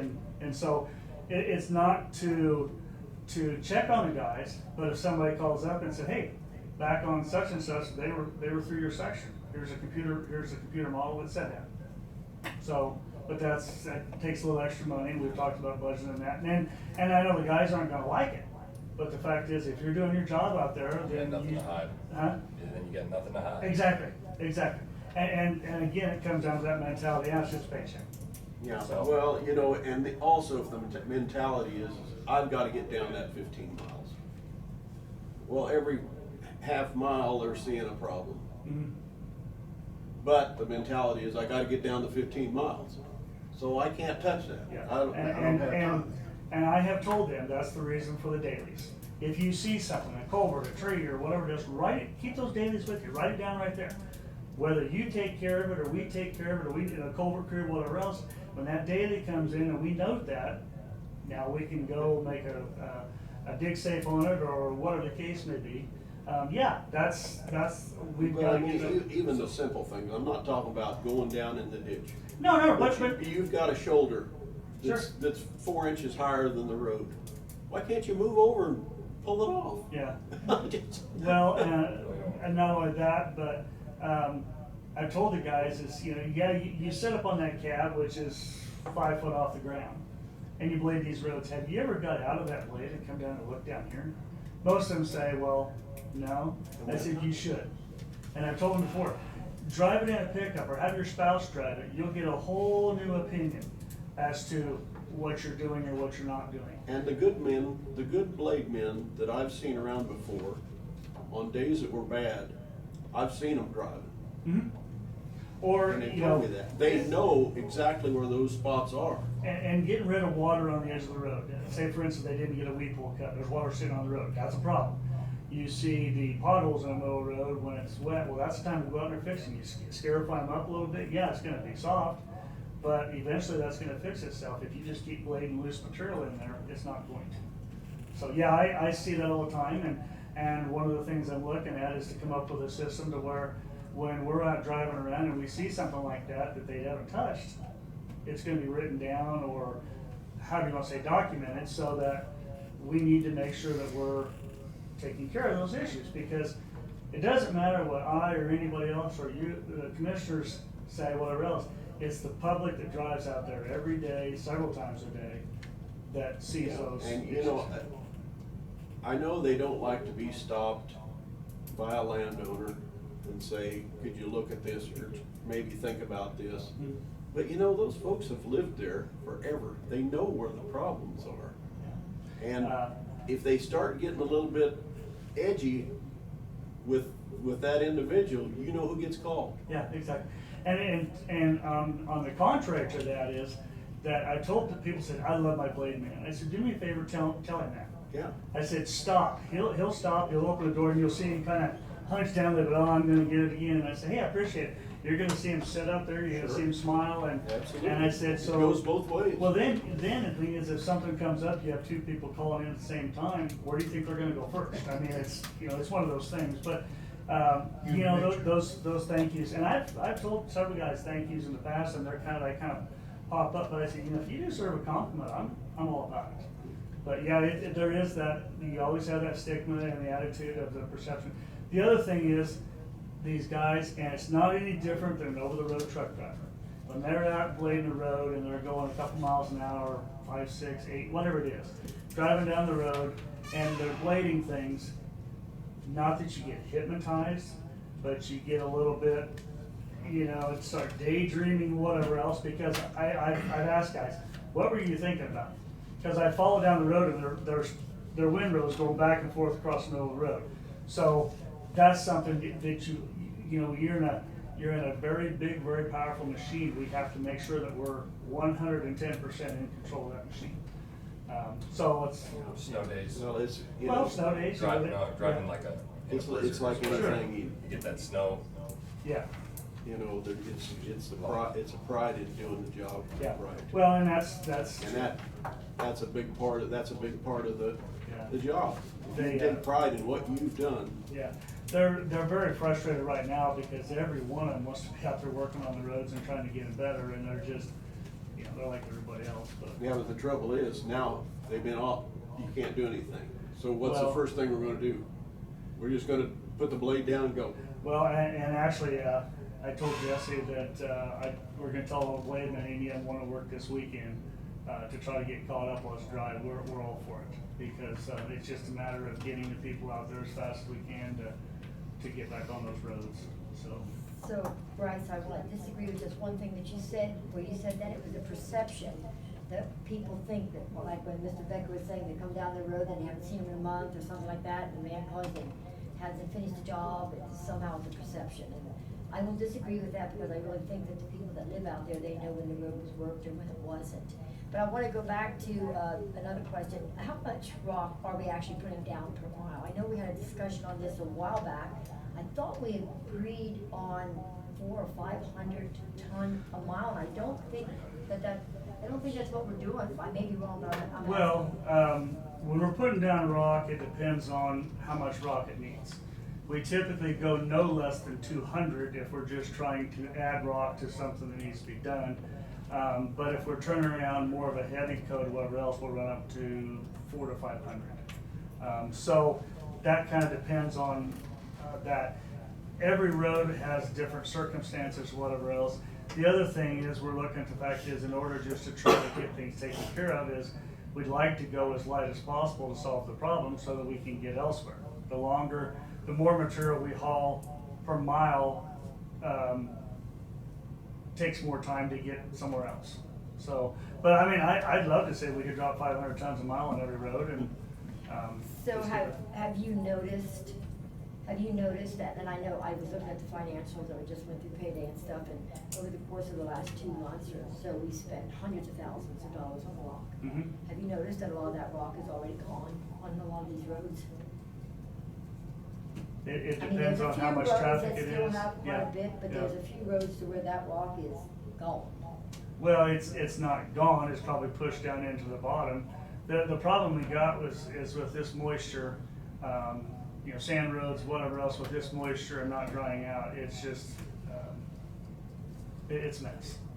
But, and again, we talk about the rock, we've been using the SS5. We've also been going to the Harrington Airport and getting their crushed limestone and concrete that they have up there. That's been working real well, plus it's a lot shorter. than We going bought, after I those. think, $1,200 from from up north this past month. What's that? On our financials, I think we bought about $1,200. Yeah, and that was from the About Harrington Airport. $1,200, yes. Yeah, and that was, that's US Stone, and Ham is actually going in and crushing that material. They called and told us about it, we went and looked at it, and I think it's performing very well. But again, it's like anything else. It doesn't matter what you put down in these kind of conditions when it just gets pushed down and everything else. But again, we look at the fact is that financially, budget-wise, whatever else, if we put down any kind of rock compared to hard rock or whatever else, it all comes out of that budget. Now, again, I have no problem if we go out and get the hard rock or whatever else to put down there. But we're basically gonna write a blank check as to try to haul that from wherever that quarry may be until we get that material brought in this wintertime or whatever else. But I mean, that's what we're trying to minimize things as we can just to get through the year. I mean, I know it's a budget thing, but I'd actually requested 1.2 million for this year, and it got knocked down to 900,000. Well, even at 1.2 million, we're probably, I don't know what's going to happen between now and the end of the year. I hate to say that we're over that, but. So I want to ask a different question. I'm gonna change gears a little bit rather than continue on with the rock. What about the farmers and stuff? Because I've talked to quite a few of them here the last couple of days, wanting to do their own roads. Seriously thinking about buying their own rock, bringing their own rock down. More than what we have now. We have, I don't know, a handful or more people who do already buy their own rock and put it down. And I guess this is maybe more of a question for the commission. I got more people who are saying we'll just buy our own rock and we'll just put it on our road. But somehow we'd have to come up with a form of, that would release the men of some of their time if they weren't going down that road, or the budget by not paying for that rock because the person would buy it. And the other question that I had from another constituent is, would it help us or benefit us to maybe contract a portion of our roads out? Like hire, and I'm just gonna guess, hire a contractor to do the rock roads, hire a contractor maybe to do the dirt roads, or a specific area which would free up the road graders, rather than, cause I see what we're doing, in my view, what I see and what my constituents are seeing is, like you say, we're spread so thin. We're chasing our own tail, because we just can't get it, we can't get caught up, there's just no way, with what we have now.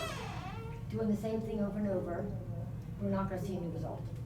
So I'm just wondering if we've considered private contracting, and I think we need to discuss people buying their own rock, because I have a lot of people, several people who are saying we're just gonna go buy our own rock because we've gotta get in and out of our road. And I don't care if it's an individual or if it's a farmer or whatever it is, but somehow we gotta maybe come up with a compensation plan or work with them or something to get that done. Well, it's always been a donation in the past, right? They dump it Well, on the road. I believe the commission paid, a year or two ago, paid for somebody to put down rock and then realized that couldn't do that anymore. As far as hauling their own rock and they wanna donate that, that's an issue with the commission. We had this discussion before about maintenance of these roads. Now, I'm not And- asking for them to be reimbursed, because we did handle that. Right, I'm not but, asking for a rock reimbursement. Okay. but I'm just talking about the liability though of, they're out there putting the rock, on our roads. That needs to be addressed, whatever the case may be, because, say for instance, something is damaged or whatever else out there, then they're gonna have to be responsible. That's why when we hire contractors, they have to have the insurance for that. Now, as far as, contracting that out, I was told that at one time they actually looked into hiring a contractor to rebuild roads, and it was gonna be over $100,000 per mile. Now, I don't know if any candidate can afford $100,000 per mile to rebuild roads. Well, I had contacted some contractors, I think you're referring to what I had found, but that was a particular road that was in such deplorable condition, and it was, I don't know what, 5-10 miles or more than that. I mean, they had to go in and do all kinds of stuff to that road, culverts and everything, Okay. multiple. I mean, it was a massive area and a massive bad job, and it was just off the top of their head, it wasn't anything really figured. Well, and I've said this before is, if we had the money, I could go out and contract what I want to. The problem is, in order to do some of these roads, I would have to, if I wanted to go out to bid for a contract or whatever else is, I'm gonna have to go out, survey, design, draw this up, get quantities to them, to have them quote this, or do you turn around and just hire them by the hour? Or give me a price per mile. But that price is going to vary for whatever they're doing, you know, whether it's dish work, coal work, whatever the case may be. And then we're just, I mean, obviously it's going to cost more money, so we need to put that into a special account if that's what you wanna do. I'm open to all those suggestions. I mean, that's the name of the game, but we're still talking about budget and things like that. So, if we had a blank check, then we could go out and do it.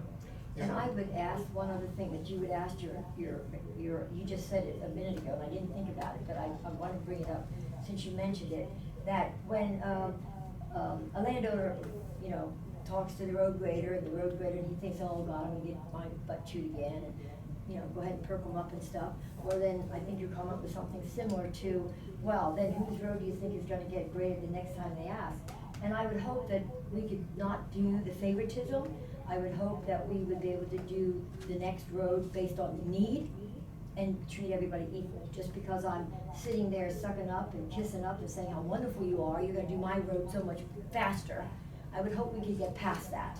I'm not saying that happens. I But- understand, but I do see some of that. I do Well- see favoritism on certain people, certain roads, and I see people that haven't had graders and stuff on quite some time. Well, again, that's something that we have to deal with, but ultimately, that's where it does come into play, is, it's like anything else, but, you know, and it's just, it doesn't matter who calls. It's like, well, if they call every day with a problem, do I need to go out there and fix that first? Somebody else has been waiting for 2 weeks? You know, same thing. Where do you put that priority? Where do you put it? Well, I think that comes back to, is it an emergency situation? Well, right, but I'm just saying, a lot of people are the fact is, and honestly, everybody that calls in, we try to, whether it's Jesse or I, we try to go out and look at every one of the roads. Sometimes we agree, sometimes we're just like, man, oh man, there's so many more roads that need it works. But do you call that person up and say, well, I can't bring you rock because your road isn't as bad as somebody else? No. So, and that's what we look at, is if we've got people getting stuck or big ruts getting to and from there, having to use four-wheel drives, whatever else, yeah, we've got those roads, there's no doubt about it, so. But, anyway, so, I don't know how late you want to go or whatever else, but, Well, you know, when it comes to a gravel road, and we've had this issue where we've got stuck with an ambulance on a sure, gravel road. sure. You know, that's part of our job, to provide safety for this Sure. county.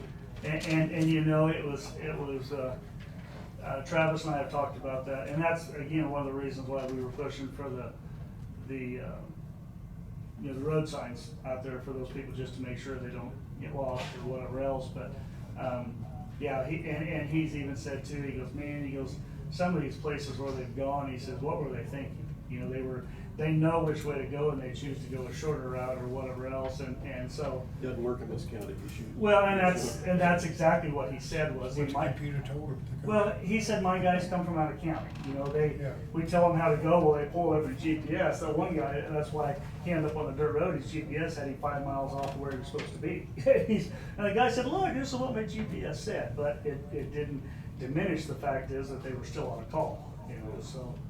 but- So Bryce, have you done anything, now, you know, they're doing that construction out on Highway 77. Mhm. And so I thought there was going to be a detour of road, one Mhm. was gonna have gravel on Xavier, I think it is, Mhm. I can't remember that other one, has that been taken care of? Cause I think. Well, I can answer that very quickly. I sent all 5 commissioners an email this morning that I've been very, very frustrated with that entire operation because KDOT did not take the local consideration in at any time whatsoever. I found this project was let last fall and they wanted to start roughly in April. Well, KDOT come back and said, well, since Center School is closed down, we don't need to provide access to them. Either side, you know, going east of there. And I'm like, wait a minute here. I said, the school is still going. And I said, what about the 3 people that live east on 310th? So we come back and we got this agreement to get these roads redone. So we have 310th to 320th on Vista done. From haul ups on Vista south to Deep Rocks, we are about done with that and ready for rock on it. And then we've probably got all next week to finish off Xavier. Now with that being said, the contractors were ready to switch traffic. KDOT has called me and the contractors have called me and want to know when we're gonna get this done. And I said, we'll get it done when we can get out there and get working on it. Well, KDOT basically said that, and why they're throwing this on the contractor now is the other part that upsets me. And the fact is that we should not be working with, talking or trying to work out things for the contractor whatsoever. This is between KDOT and the contractor. They didn't specify this, but they did not switch traffic today. They're gonna switch traffic on Monday so that things dry out more, so that if these locals need to drive dirt, it's gonna be okay. And I said, I disagree with that 110%, because Murphy's Law says me, if you don't plan on that, it's gonna rain. And I said, the problem is those people won't be calling you, they're going to be calling me, and then I'm going to pass them on to whatever else. So what they're doing is, I mean, they can force my hand all they want to, but if they would have talked about this way back when, we'd have these roads rebuilt and done, and everybody would have been happy. But unfortunately, I can't really sit here and talk about that, how the contractor's gonna lose money or KDOT's gonna get delays or whatever else. I don't care. I have to take care of those people that are out there. So actually, KDOT was gonna come in and do our road, right? The contractor was gonna come in and do the rock, No, right? Oh, no, we were gonna do it, no, then we there was reimbursed. no provision whatsoever to have these roads redone. KDOT told me, well, we looked on Google Earth and said that it looked like the roads were rocks, so they would be all right. I said, you looked at Google Earth? 10 years ago. Well, whatever, but. Yeah, so the problem that They're I only have. 15 is miles that- away, why would you look at Google Earth? Exactly, exactly. So the problem that I have that has come to my attention is our fire department. Sure. You know, now they gotta go, if it gets rainy, Yeah. they gotta go 12 miles out of their way to get the water. I'm not arguing that a bit. And that's the part that frustrates me, and that's why I put it on record on an email, because it's absolutely ridiculous. And the only reason why they didn't provide access to 310th going east was because they'd have to have another signal. Their idea was, since Center wasn't having school, that they didn't have to provide access. Now then they come back and said, well, they do have access, all they gotta do is go another 5 miles down east before they can go south. I said, are you gonna drive an extra 10 miles a day, sometimes several times a day, just because KDOT was worried about delays and the contractor was gonna lose money? That's what it comes down to, totally. And I told him too, I said, when you go to do the next stretch going through Lincolnville, you better have something planned to go 290th east to that quarry. I guarantee you shut that quarry off. Wow. So I was contacted this morning by the school district. Okay. I've been contacted by the fire. I've been contacted by all Okay. the, yeah, they've all contacted me, and I told them the exact same thing. I am gonna get these done as soon as, if we'd had good weather, we'd have them done. We haven't touched this in a week because of that weather. Right. So yeah, I totally understand, and like I said, if they force these people to drive on dirt roads and they get stuck, they're not gonna be calling KDOT. They're gonna be calling me, and I'm gonna say, hey, why don't you call KDOT and see what they have to say about that? Well, KDOT isn't gonna do anything about it. So I know you can't tell me when. I'm gonna ask you, how soon do you think you're gonna get this rock? Now, I know you had rain, but now it's a beautiful day today, maybe what, day, 2 days? We can To get Xavier done, to get rock on these roads, and then next week. the end of next week. Yep. And we'll have it done. Xavier has one place sitting that has water sitting on there now. It has no ditches or whatsoever. KDOT actually told me that they were gonna come back and, or when they thought about doing temporary surfacing, they were gonna put 200 tons of sand on those miles and call it good. I said, don't waste your time. I said, 200 tons of sand on those would not do anything. I mean, it would just make a mess. But, and I told KDOT the same thing all along, is there's no sense to go out and try to rock these roads if you can't get the water off the road, the ditches or whatever else. You know, I had every intention to be done, you know, by now, but that's the way we're looking at it. Yeah, and so. that's what I was asked, why it wasn't done already. No, I mean. I assumed it was. Well, no, like I said, we, in fact, is the 310th to 320th, we actually lost some time in that too. Just trying to get that done. So, I mean, the guys they're really excited about, trying to get out there and get that done, and obviously I don't want the issues with the constituents because, you know, it's so frustrating that they put that out there that it's our responsibility to do this without letting us know. Yeah. And they actually chose to, the plan originally, from what I understand, was to do a mile at a time, which would have left 320th and 310th open, one of the two open at all times. Well, since they chose to have Center not have a school, they said, well, we can just lump it into two 1.5 mile sections. So now they include 320th and 310th at the same time. They end up 800 feet south of 310. Yeah. So, but that's where this whole thing, if they were to keep one of the two open, wouldn't be a problem. I don't And- wanna knock you off, but none of that is part of the 5-year plan. Correct. When you talk about equipment. Okay. Well, no, but that's something that is, well, I'm gonna say it's an emergency. I mean, I was talking about it, respect to the fire department and getting that road Well, he's taken he's care of. handling that right now. Yeah. Well, I- I was asking the question to see where we stood on it. Yeah. Because he didn't answer it, you know, I didn't know the answer to it, so I asked the question. So, And so I do have one or two other questions and then I'm pretty much done. So on these roads right here, as we, are you, okay, never mind. No, go, Okay. answer, ask me, please. Okay, so I was just wanting to know on the, in the 5-year plan, or in your plan, do you have anything that addresses the farmers who farm the ditches? This is something we've talked about many, many times, and it is a problem, and it hinders our roads. The farmers don't have the right to farm those ditches, and I don't care what farmer it is.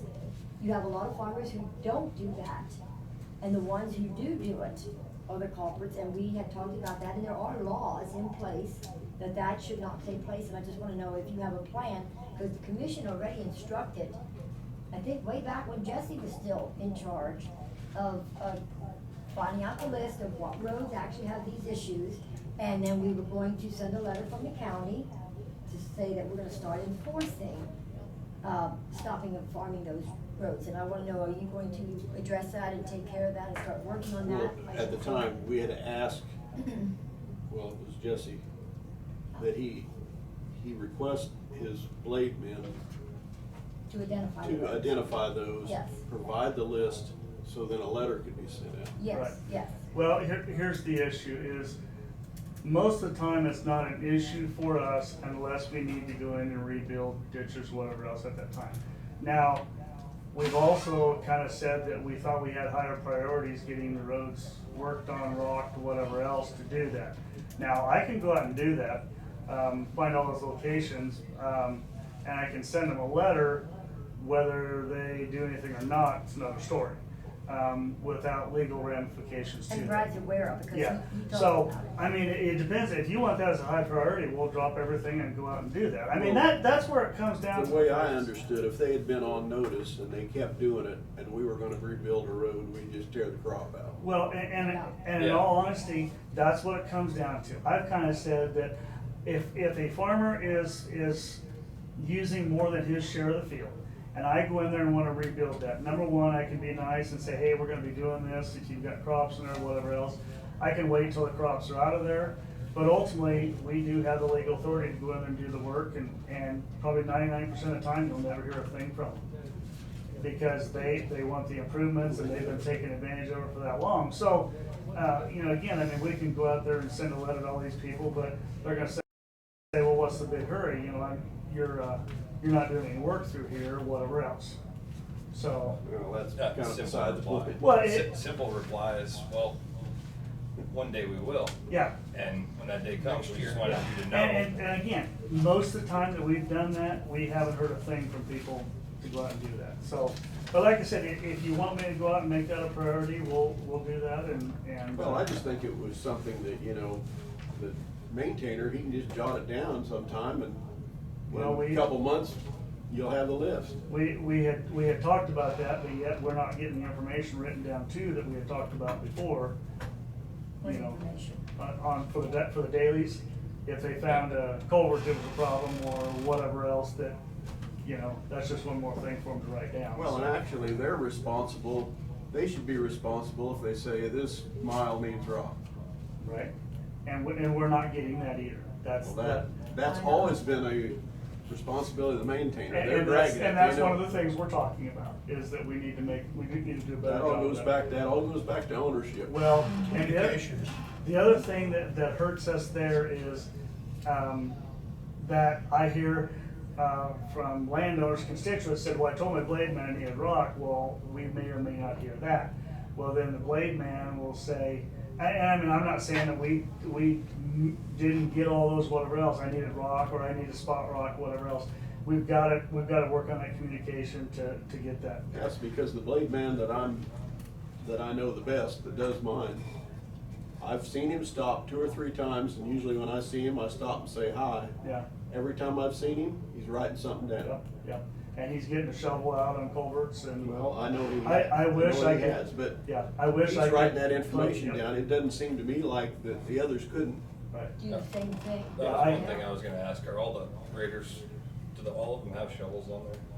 No, none of them have a shovel. Well, no, some of them do. I don't know if they all do, but that is pretty much standard procedure. We've also, a lot of them even carry a chainsaw that they can stop and cut down things. So that's something. And some of them may have had them, they bounced off or whatever the case may be. But yeah, that's a spade is a go-to item for the blade man. So And just making sure. sure. Sometimes a water spot, and it's like, It's I like- stop there and I dig a ditch real fast. Exactly. Or cutting a weed pole that they That, missed. Or that way whatever. that one instant And it- isn't this- a phone call anymore. This goes back to our oil drones. You know, you send guys out to patch, but do they know how to patch? When I did that when I was young, and I had about 2 hours of instruction that you clean that thing out. Well, the other day, here they are on the side of the road, and chunks this big. Yeah, they shouldn't be doing that. Nope, they need to be taught how to. I'm not gonna blame them because they probably don't know. Was that on 290th?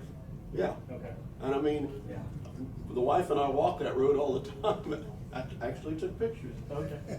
But I mean, what a waste. Well, and Did you yeah, say there's, use Diane? Huh? Did you say use Diane? No. No, but you know what? I'm getting impressed here. anyway. I'm probably a little more observant than what you give me credit for. Well, I know we have some I will own spots. that, you're right. Diane? I think you're right. Did you said you had a couple more questions. I have one more that I really want to just state here, and I know that when I was talking about the farmers or the property owners, I'll put it that way, putting a rock on their own road and stuff, and I understand the liability. And I just want to know if the commission or the road and bridge understands also the liability that the farmers and the ranchers take when they're driving their combines and their swathers and semis. These are big $100,000 tickets when they run down the road and there's a 2-3 foot hole in a culvert, you know, that their equipment could drop into it, or they can't get up or down, they're hitting all these trees and the roads are mud, whatever. There's a huge liability there as well that they Sure. take on the roads too. Well, So it is something that we need to be working together on Sure. and respect and appreciate both sides of the fence. Yeah. And I think that they really feel neglected, you know. But Well, it's, that's just what I want to say as well. I absolutely agree with you that it's a liability. But I would caveat that too is sometimes they create their own liability by going across a 16-foot bridge with a 24-foot header and bending our posts over, and then we have to deal with that. But I do understand we don't want to have a liability all the way around, so, but no, I mean, we drop something, and it's same thing with going over Posted Bridge. You know, if they go over Posted Bridge and that bridge collapses, they come back and say, hey, yeah, well, no, that's, you know, so, but I understand. You know, I agree with what you're saying. I will tell you, my husband's a perfect example. They're always buying bigger stuff, bigger. The shed's packed with this stuff, it just takes up more space. Yeah. But again, that's economics for them. Sure. And Well, I so- understand, and there's places where the roads and stuff like that haven't kept up with that, plain and simple, so. But that also goes back to your operator observation, because if he knows that there's a culvert that collapsed out there, Yeah, and. we need to take care of it. Yeah, but then, the reason I That's even your say first that one. is because that is the case, and he called in, and it's still there, you know? And so, of course, calls the commissioner, and Bryce has it, because I texted to him, and stuff like that, so I'm assuming it got repaired. But yeah, when they do observe it, I get calls, and then I pass it on to Bryce. Well, I get back, the maintainers are first, he's the heartbeat of the road And you know, that's the thing, is when they're out there blading, they actually blade across stuff that may thin it up just enough to where it does collapse, and then, you know, so, but no, it's like everything else, there's always liability for everything, so, okay. Randy? Yes, I've got a few statements here to make. Some of them's not quite on track on the 5-year plan, but we've been a little off Yeah. anyway. So, first thing, Bryce, is how do you two foremen cover the miles of our county? You and Jesse, because I know it's a big county, and I know just like the incident that happened yesterday on 30th and Timber. That person said he walked in the office, blah, blah, blah, and then you couldn't find nothing clear back to March, and it was even never written down. yeah. So, but what I'm wondering is, that picture right up there says, how do we cover that county to know what our citizens need? Well, the biggest thing that, and we've talked about so far, is that the eyes and ears and mouths of Marion County are maintainers, the section there, that they need to get that stuff to us as much as they can. Now, as far as Jesse and I, we are trying to stay up with the tickler, or you know, whatever else, best we can. We go out and try to look at them as much as we can. We do not have a set time or whatever else to go out and do that. A lot of times we may be out checking roads while we're going to a certain section to talk to a section man or something to that effect. You know, I try to spend quite a bit of my time, especially while the guys are out there, following up with them and looking at things. And again, that's what we talked about, was if I see and feel things that should be addressed, then that's what we need addressed. Let me be clear, Bryce. I don't know that we expect you to do that, because you've got a lot of things to do besides drive a road. Sure, and do sure. what we used to call road bosses or whatever. Mhm. So, but yet, when people call these things in, and if we've never seen them, if our grader operators ain't doing their job, turning it in, well, then it looks all back to here like, well, you ain't doing nothing to control this. So, Sure. If they had to that's- drive all those roads, they wouldn't even get them all driven No, in a week that's or that's two. what I'm saying. So, I'm It's- just kicking the points out here that I think it's something that I don't know how to cover it, and I'm just Well- kicking it out here, and we don't need to talk about it right now, because that's not on the 5-year plan. No, but one of the things that can address that as a fact is that we still do not have the 2 foremen underneath the superintendent. Now, granted, with me picking up part of that, but that's where those other 2 would help Correct. that out also. Correct, okay, that's. Saying we need to restructure. Well, we had those positions and they went back to being blade men, and we've Yeah. never really pushed to get them started again, but. So that's just an item that, We need to do something there. well, later on, right now. Well, we we're can't not- do it now, but I Yeah, mean- I mean, we need a plan to come up with or something to help whatever management we need to do there.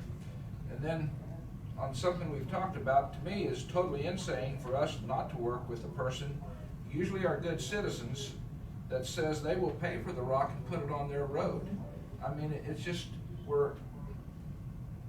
and and we've got it going on no matter what. And just a perfect example is one of the constituents right down on Falcon, that they took care of their own road from their Falcon down to their driveway, because they felt that was that. But they're willing to spend the money to do this.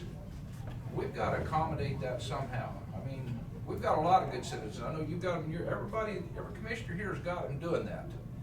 And but they're doing it because they say, we gotta get down the roads because we don't want damage to our stuff. So that's one thing that we need to improve on that. And people that I've talked to that calls and asks me, I divert them right to Bryce and say, or Jesse, and say, you make sure you know that they know when you're gonna do this, so if you do need a grader down there or something to a problem.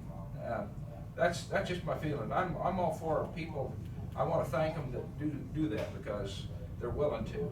Then the person who offers to work with us on a portion of their road and help us in a organized way, not just, I need it next week, can you come help? I wanna do it. That don't work with me.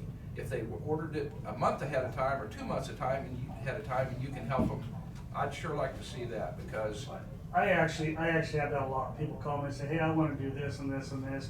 I go out and go work with them, and yeah, it's usually a great working Well, relationship, so. that's what I know all of us wanna see, I think. Yeah. If we can do that. Uh-oh. There's- Behind the Yeah. scale here. Now I know who's behind that mask. Yeah, there you go.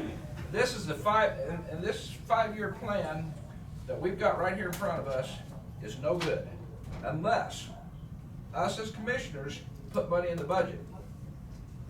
This last year, for this year, is the first year since I've been a commissioner that we took the 7 mills for road and bridge and put it in the general budget. We can never do a road if we don't get money in the budget. We got to have some extra money. Diane wants to cut the budget to where we don't have no extra money. I say you can't do it unless you put money in the budget for the road. So we've got to do something. Budget's coming up, and we've got to be sure that this man has some money to work with. And so that's my piece. I'm done saying. I'm over with. I've had my 2 cents worth. It's it. Well, you've said all along, you've told us all along, I'd love to do this, I'd love to do this, I don't have the money. Well, and you look at the fact is, if you look at the caveat, the money's gonna be set, well, what can we do about getting rid of roads or whatever the case may be? Just, we're trying to get rid of. Yeah, but we haven't quit hauling rock just No. because we ran out of budget. Well, and no, and that's just what I said was that this is where we So are. I think we've been pretty flexible there. Yeah. I mean, the general fund is a catch-all, Yeah. and we certainly that certainly needs to be a healthy fund. Yeah. But we have not shut any rock off. Yeah. And again, we talked about, going back out to contracts, we've got to, just plain and simple, we've gotta get the rock. Yeah, I don't disagree with you. I go back to if the maintainer doesn't tell us we got a problem, we don't know. I think we ought to put a ThinkPad in every maintainer and have it downloaded to the office once a week. We've actually thought about that. We've. They have no excuse then. Whether it's a ThinkPad or whether it's a. I don't care if it's a big chief tablet. We've talked about, getting smartphones for them. And it's a double benefit, and the fact is that they could also do not only their daily work, but they could turn in all their timesheets and all that stuff on the phone. So it'd be a matter of going back and getting the smartphones and then, getting the app or have something developed that would take care of that information. Plus, you would know if they're actually using it. Yeah. You'd know that And, real and, fast. and honestly, the paper system that they're using is, I won't say antiquated, it's not up to the current technology, but, you turn around and start figuring out, I mean, in order to put these, GPS things in there to determine where they were going, it was gonna be about $7,000. Well, you look at is that a good $7,000? Well, I don't say that. I'd rather have an iPhone Yeah. and But- say, get this stuff turned into us so we know what's going on. But then because if we do just put the GPS for that in there, we don't get that information. But if we turn around and get cell phones, the phones don't cost anything, but we pay more per month to use them too. So I mean, I've checked into that numerous times too, so. There's the But I mean, T-sheets allow you geogrids, just allows somebody to say, this is what you're doing today. Well, and that's the other thing was. It won't actually let you start your day Oh. if you're not in that zone. Yeah, and that's what we've talked about too. We talked about coordinating those sections to make them more productivity, everything else. So yeah, we've looked at all that too. We just haven't made the decisions, and so. Lost opportunity usually pays for all that. Well, you look at that and the long-term benefits of it, so. What would it And if cost? it ever got stolen. What would it cost to get all of our roads droned? So you could just pull it up one day and now I can look at that road.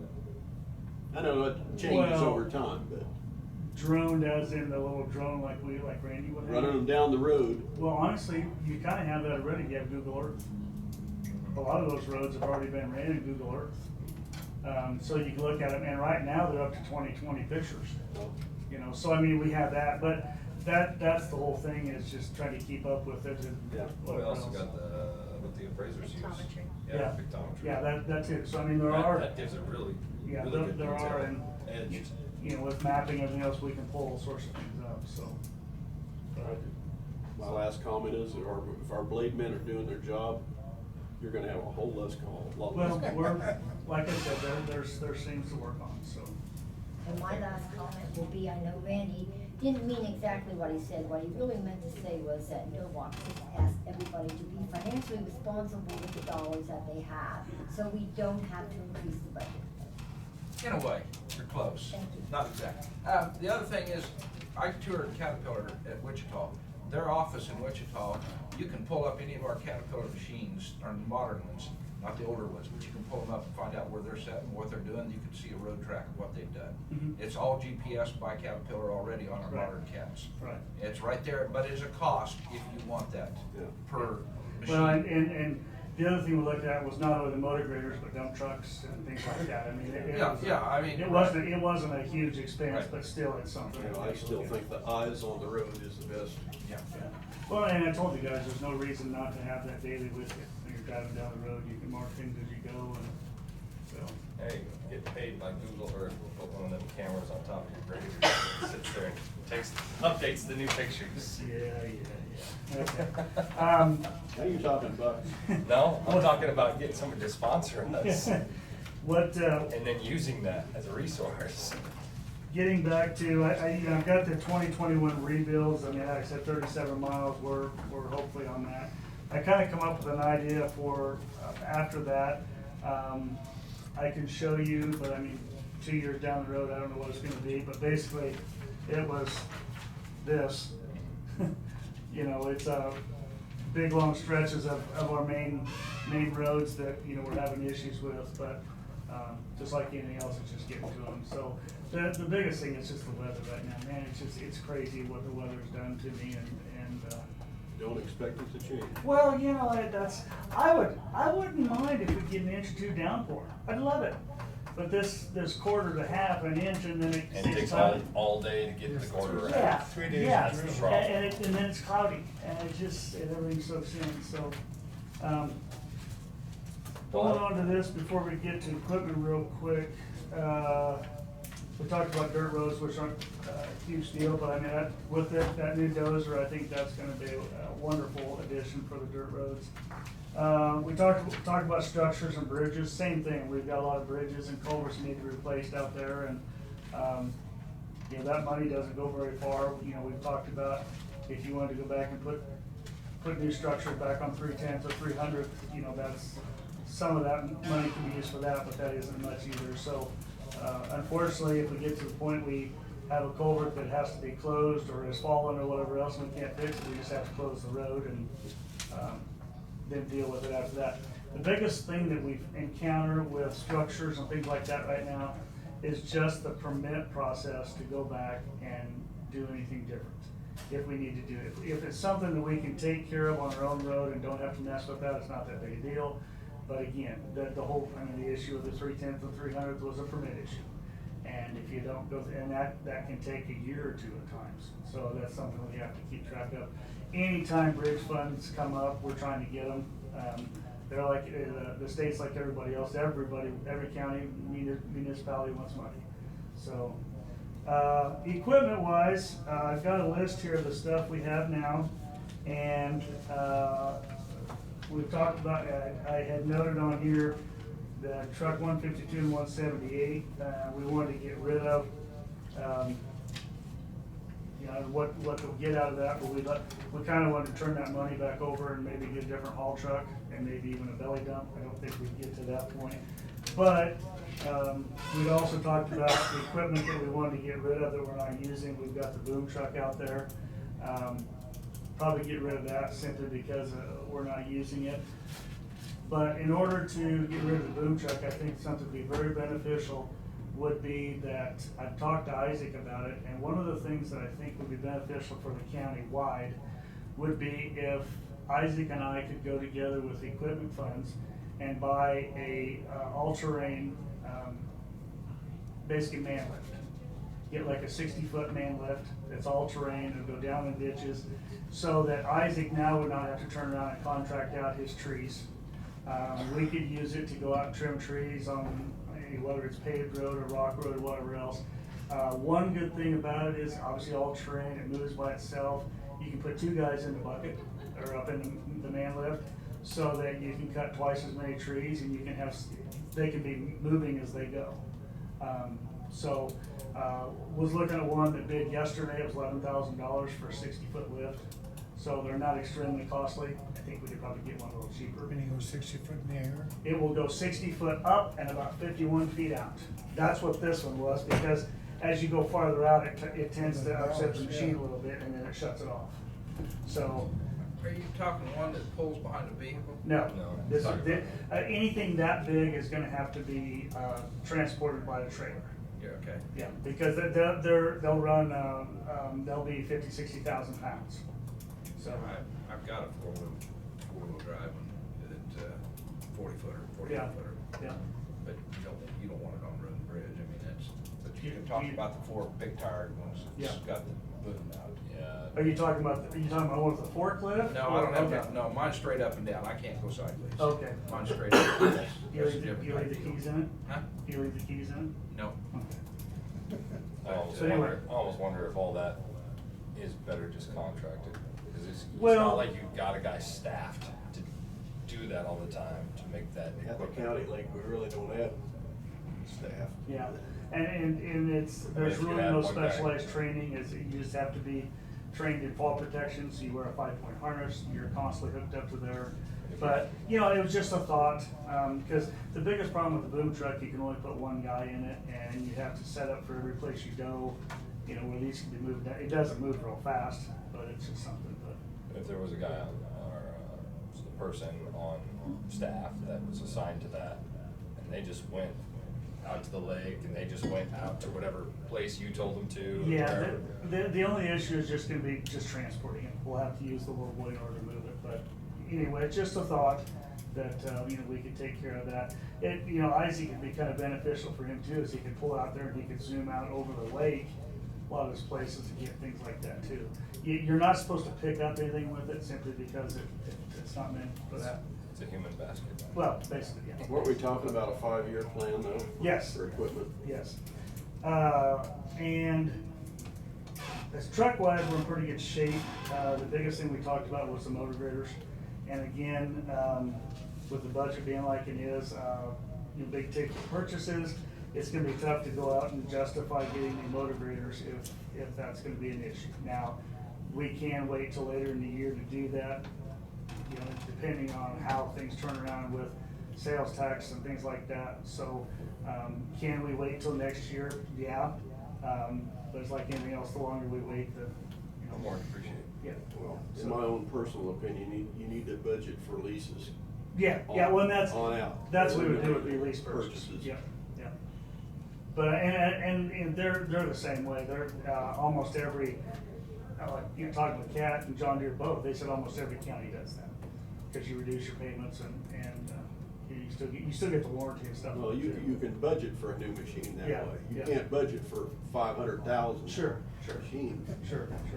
So, but that's what we're looking at, is to do that. I mean, we had talked about doing that this year, but, again, we'll have to see how things go with that.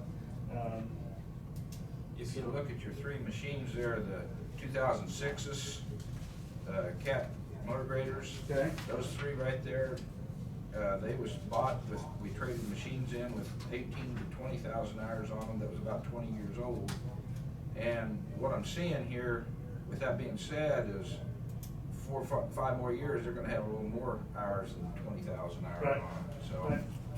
so those 3 is gonna, coming up to, full circle. We figured hopefully with 20 years out of them, but I don't know if it's not gonna quite make it the way Sure. it looks. Well, and, we also talked about too, we've got the 3 down at the bottom that are about that age, that are the old H's.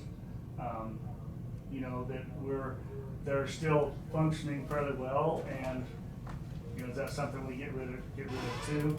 And then we've talked about the Volvos again too, if we could get rid of them. So I mean, as far as getting new machines, there's an abundance of stuff that we can work with. I mean, so dump trucks were in pretty good shape. Excavator, our front end loader situation, I think we can make work. This winter time, we may send our John Deere in to have all new pins and bushings, but that's normal maintenance for that kind of equipment. The John Deere what? The backhoe. Backhoe? Yeah, so, we were gonna get a new one, but then obviously we've got other issues, so. But that's, you know, I mean, I can have, the equipment men come in talking about the lease purchase and everything else if you want to, but, again, with the situation being like it is with finances and, you know, obviously the Roth budget too, so. Should always plan. What's that? Should always still plan. I have no problem with that, so. Always think of the best of I mean, times. we had 400,000 in the budget for this year. With our lease purchase on the Dozer, the first payment isn't due till next year, is that right, Tina? Is that how that was set up? Probably, yeah. Okay. So, the only thing we had coming out of this year's budget was the lease for the skid steer and the payment for, was it 1 motor grader and 2 dump trucks, I believe? So, but those would be separate than the 400,000, other than the 80,000 for the lease. So, You know that payment's coming, so you cash forward. well, right, you know, but like I said, other than that, we pretty much have all the available 400,000 that we can look at there, so.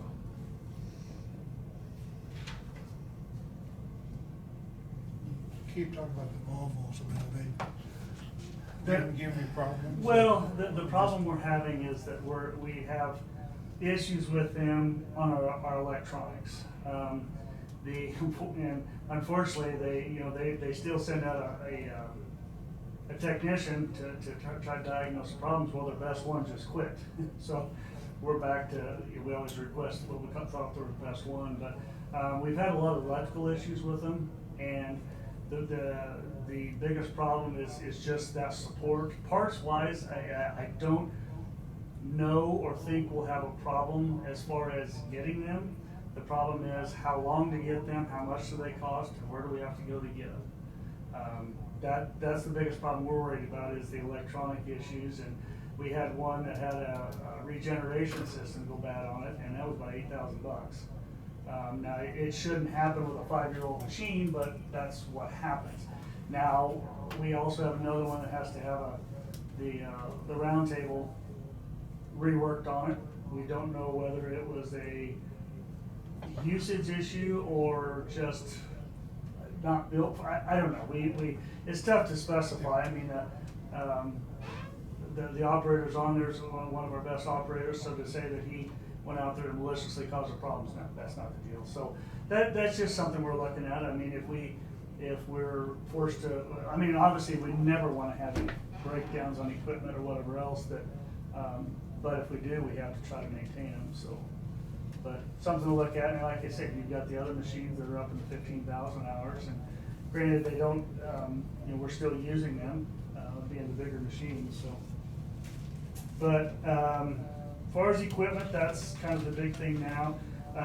Obviously, we do appreciate the 4-wheel drive tractor. The guys are loving it, pulling that disc, whatever we need to. That's making a world of difference, and I think that's going to save us a tremendous amount of time and effort on the roads. So,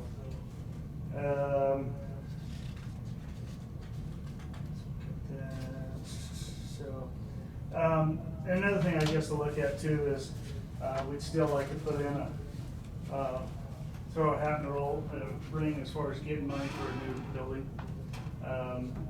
Obviously we've got issues with stuff that's up there now. We're making them work. It's not an ideal situation, but I think we could. I think with, of course, I guess, and with a caveat, we'd build in the same location. Our thought was to build half of the building on the south side of there, move into that one, and then tear down the rest of it, and then put the rest of the stuff in there. We could also move both of these offices here up there, create some more space for you here. You had talked about a different meeting place. We could put a conference room in there that would be much more technologically advanced, as well as larger size up there. Is that smart to go back in the residential area right by the school? Well, smart, it comes down to, that has to be the choice, because really if we up and move out of there, we'd have to move somewhere else. By moving out of there and going to a new place, purchasing ground, running utilities, putting up a building, we're probably pushing the $2-3 million to do that. But it does give us, because we have to move our trucks and all the other stuff out there too. I mean, well, I say we should, being in the same spot, but, like I said, it doubles or triples the cost. So, that's a tough decision, and when money's a huge issue, then, you know, it would be nicer to, It'd be more convenient, mean, new location. oh, well, yeah, I mean, you could put everything out there, it'd be all in one, but. But usually more convenient comes at a cost. Well, and it's like even moving out to the south shop, I mean, just running water and a better supply of power out there, cause I mean, we constantly have problems. I mean, even, they had, I don't know how many, was it $1 million or something like that to run a new water line out there. Well, I don't know why we couldn't run a water line just on South Third, connected to the bridge going across there and run it out that way. We wouldn't have to bore underneath the reservoir. I mean, there's always gonna be water moving in there, it's not gonna freeze, you double insulated, whatever the case may be. So, but anyway, it would definitely help our situation. Like I said, now we're between the trucks and the blades, either one, we can hardly get them into the shop and close the door and still get a walking area in between them. You know, we've got, always have that to work with, so. But, obviously, efficiency wise with the windows and everything else, it's not conducive. We have, issue with the roof, so. But, you know, and I did put a little thing in there about snow and ice. I didn't know whether you guys still are considering that. We need to, if that's the case, we need to put that in the budget for next year. Salt, we gotta get it now. Well, not only getting salt, but then it's a place to put it. Yeah. You know, like I said, with our shed up there now, you know, all the screw holes are leaking, so it drips water on there. Well, I hate to ruin the sand or the salt to go with it, but, you know, that's something, yeah. See, Ken. So, I gotta go too. you gotta go too? Yeah, I do. Well, it's 12 o'clock. I was just saying, give me an extra 10 minutes here. Okay, so, and I've got my recap on the end, basically the same things we talked about. And I guess you know, to leave it at that is, I'm open to any suggestions, whatever else you guys have. You know, obviously willing to consider anything and everything that we can make things better for us all the way around. And obviously I can, you know, keep this plan, whether it's, you know, updated continuously or just every year, whatever the case may be, to keep that up to snuff. So I did see a few typos that I missed, but one of them was extremely embarrassing, but. Do you have any idea what it costs to put salt and sand out in a year? I mean, just for so much, and then when it's out, it's out, it's gone, it's gone. I Well, mean, again, the whole thing comes down to the fact is, do you wanna run everything out of Marion? Do you wanna have portable places? No, that's not what I'm asking. I'm asking how much it costs, period, just to buy this stuff. Well, I don't remember what they said ton-wise. Salt's cheap.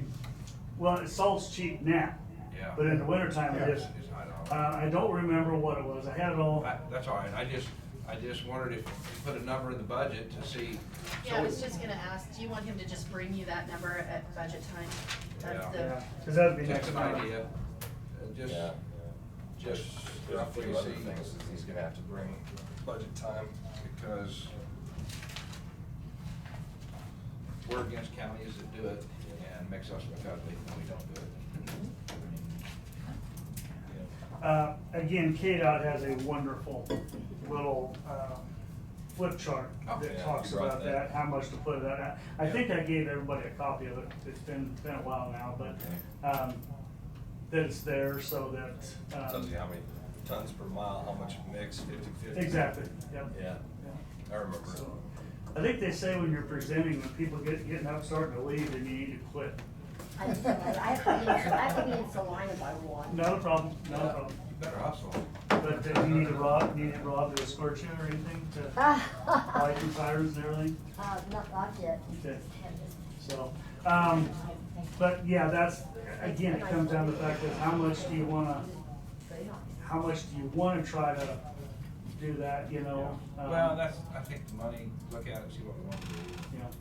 And how important it is, we need to make that decision. Certainly. It's just one more thing to add to the budget. People are okay with it as long as you get efficiency.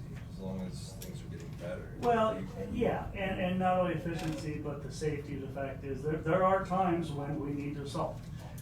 There's other times when you don't really need to salt because it melts. I mean, and that's the tough thing.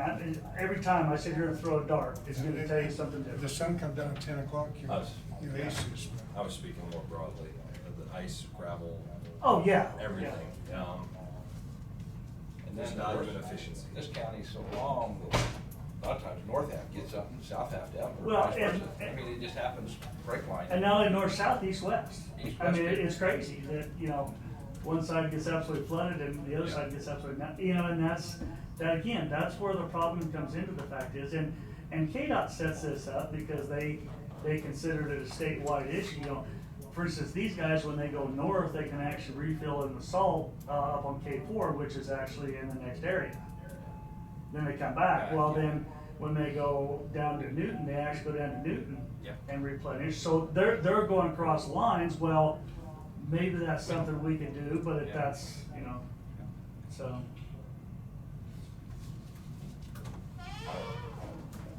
I would like to see, and I know it's gonna be hard, and you and I have talked about it. But it's actually in Kent's district, but that first mile south of 56 on Chisholm, if we could get that rotary built. Okay. Well, and we're looking at the fact is, we wanna get on that every time we lose a week, that's what kills us. My plan is to go from Vista, at Sunrise, the next 2 miles up here, and then work our way down to 190th and over through there. But it's just like everything else, we've just gotta be able to get there miles wise, so. And that statement is as of today, because I never know if any of my guys are gonna up and leave or whatever else, and that always throws, so. Yeah, no, I really appreciate it. Yeah, we, and I mean, honestly, there's, I don't care what you look at, Diamond, Chisholm, all over the county. I've got so much that needs to be done. And there's on 170 from Indigo out to Eagle, which would be Randy's. I mean, it's starting to fall apart. And honestly, it's a shame to see every road we have right now is in the same situation. It's just, so. No, I'm not trying to. You have to say that's the #1 priority, is that what You're you're not saying? gonna micromanage. Yeah, okay. Yeah. But it would be nice for you to do that this afternoon. But if you would draw this in on this map for me, and tell me you're gonna do it. I did for 2 years. What happens if all 5 of us makes that request? Well, and that's, Well, that's our job. We have to be Bryce and do it. yeah, well, and that's the thing is, if I do get called from 1 or up to 5 people, what is the most important? Yeah. That's where I get into a problem, or again, where I get people calling me daily, is that, All important. yeah, Yeah. so. And like I said, I wish I could just snap my fingers and go take care of Well, it. I mean, you see it just like any paving company, mobilization. You kind of have to work through a flow. Sure. But like I said, I would, if you guys wanna read something, this is an excellent article talking about everything that we've talked about. What's the best things to do, so. All right? Yeah. Right, Really, thank you. People are unplugging their computers and putting them away, so I guess we're done, so. I'm unplugging my expense. I don't need more Okay. information now. I got all my information I need. So, we will, continue to work on things and obviously, You're doing a good job. I appreciate that. And again, it's so frustrating because, we shouldn't have the problems we have, but we do, and that's for. So what, man, drizzles for 3 days, I mean. God, I this just, last week it was terrible. Oh, yeah, I take an inch or two downpour, cause it packs the road, it doesn't stay, and, and the reason that things go so bad so fast is when it's wet like that, people are continue to use their roads to get to and from their houses, whatever else, and that just continuously makes them bad, so. Yes, that will conclude our work session. You gonna vote out of 3 of you? No, that's, No need, Yeah. no need, it's a work session. Sure, It's not sure. official action. Well, and honestly, I don't have a problem, like I said, I have no problem meeting with you guys, whether it's in front of a bunch of people, whatever the case may be, to go over this, because it's all about the information and getting that out there and trying to get that coordinated, and, you know, it's difficult to, some people are very, very receptive to the information. Other people don't care, they just want you to fix right in front of their house, and that's all that matters, you know, but. It's all about me. Yeah, you know, and the other thing that we face is that these problems have been going on and on and on for years and years, and we're not seeing any improvement. And that's where we've gotta get, is we gotta get back to that improvement to, once people, you know, most people absolutely love us rebuilding a road, whatever, fun house, they're just smiling, they're happy and everything else, because, you know, they know it's just gonna be better, so. And I fit into that group of some of those people, you know, if I see something that irritates me, I don't say anything for a while, and then I let it build up, and it's my own fault, and then Yeah. finally when you let go, And- it's a big deal. And that's the thing that you face is that when anyone, whether it's yourself or your kid or constituents, get emotional, there's no way to sit there and work that out. You know, you've gotta just get the emotions out of the way and then come back to dealing with it, so.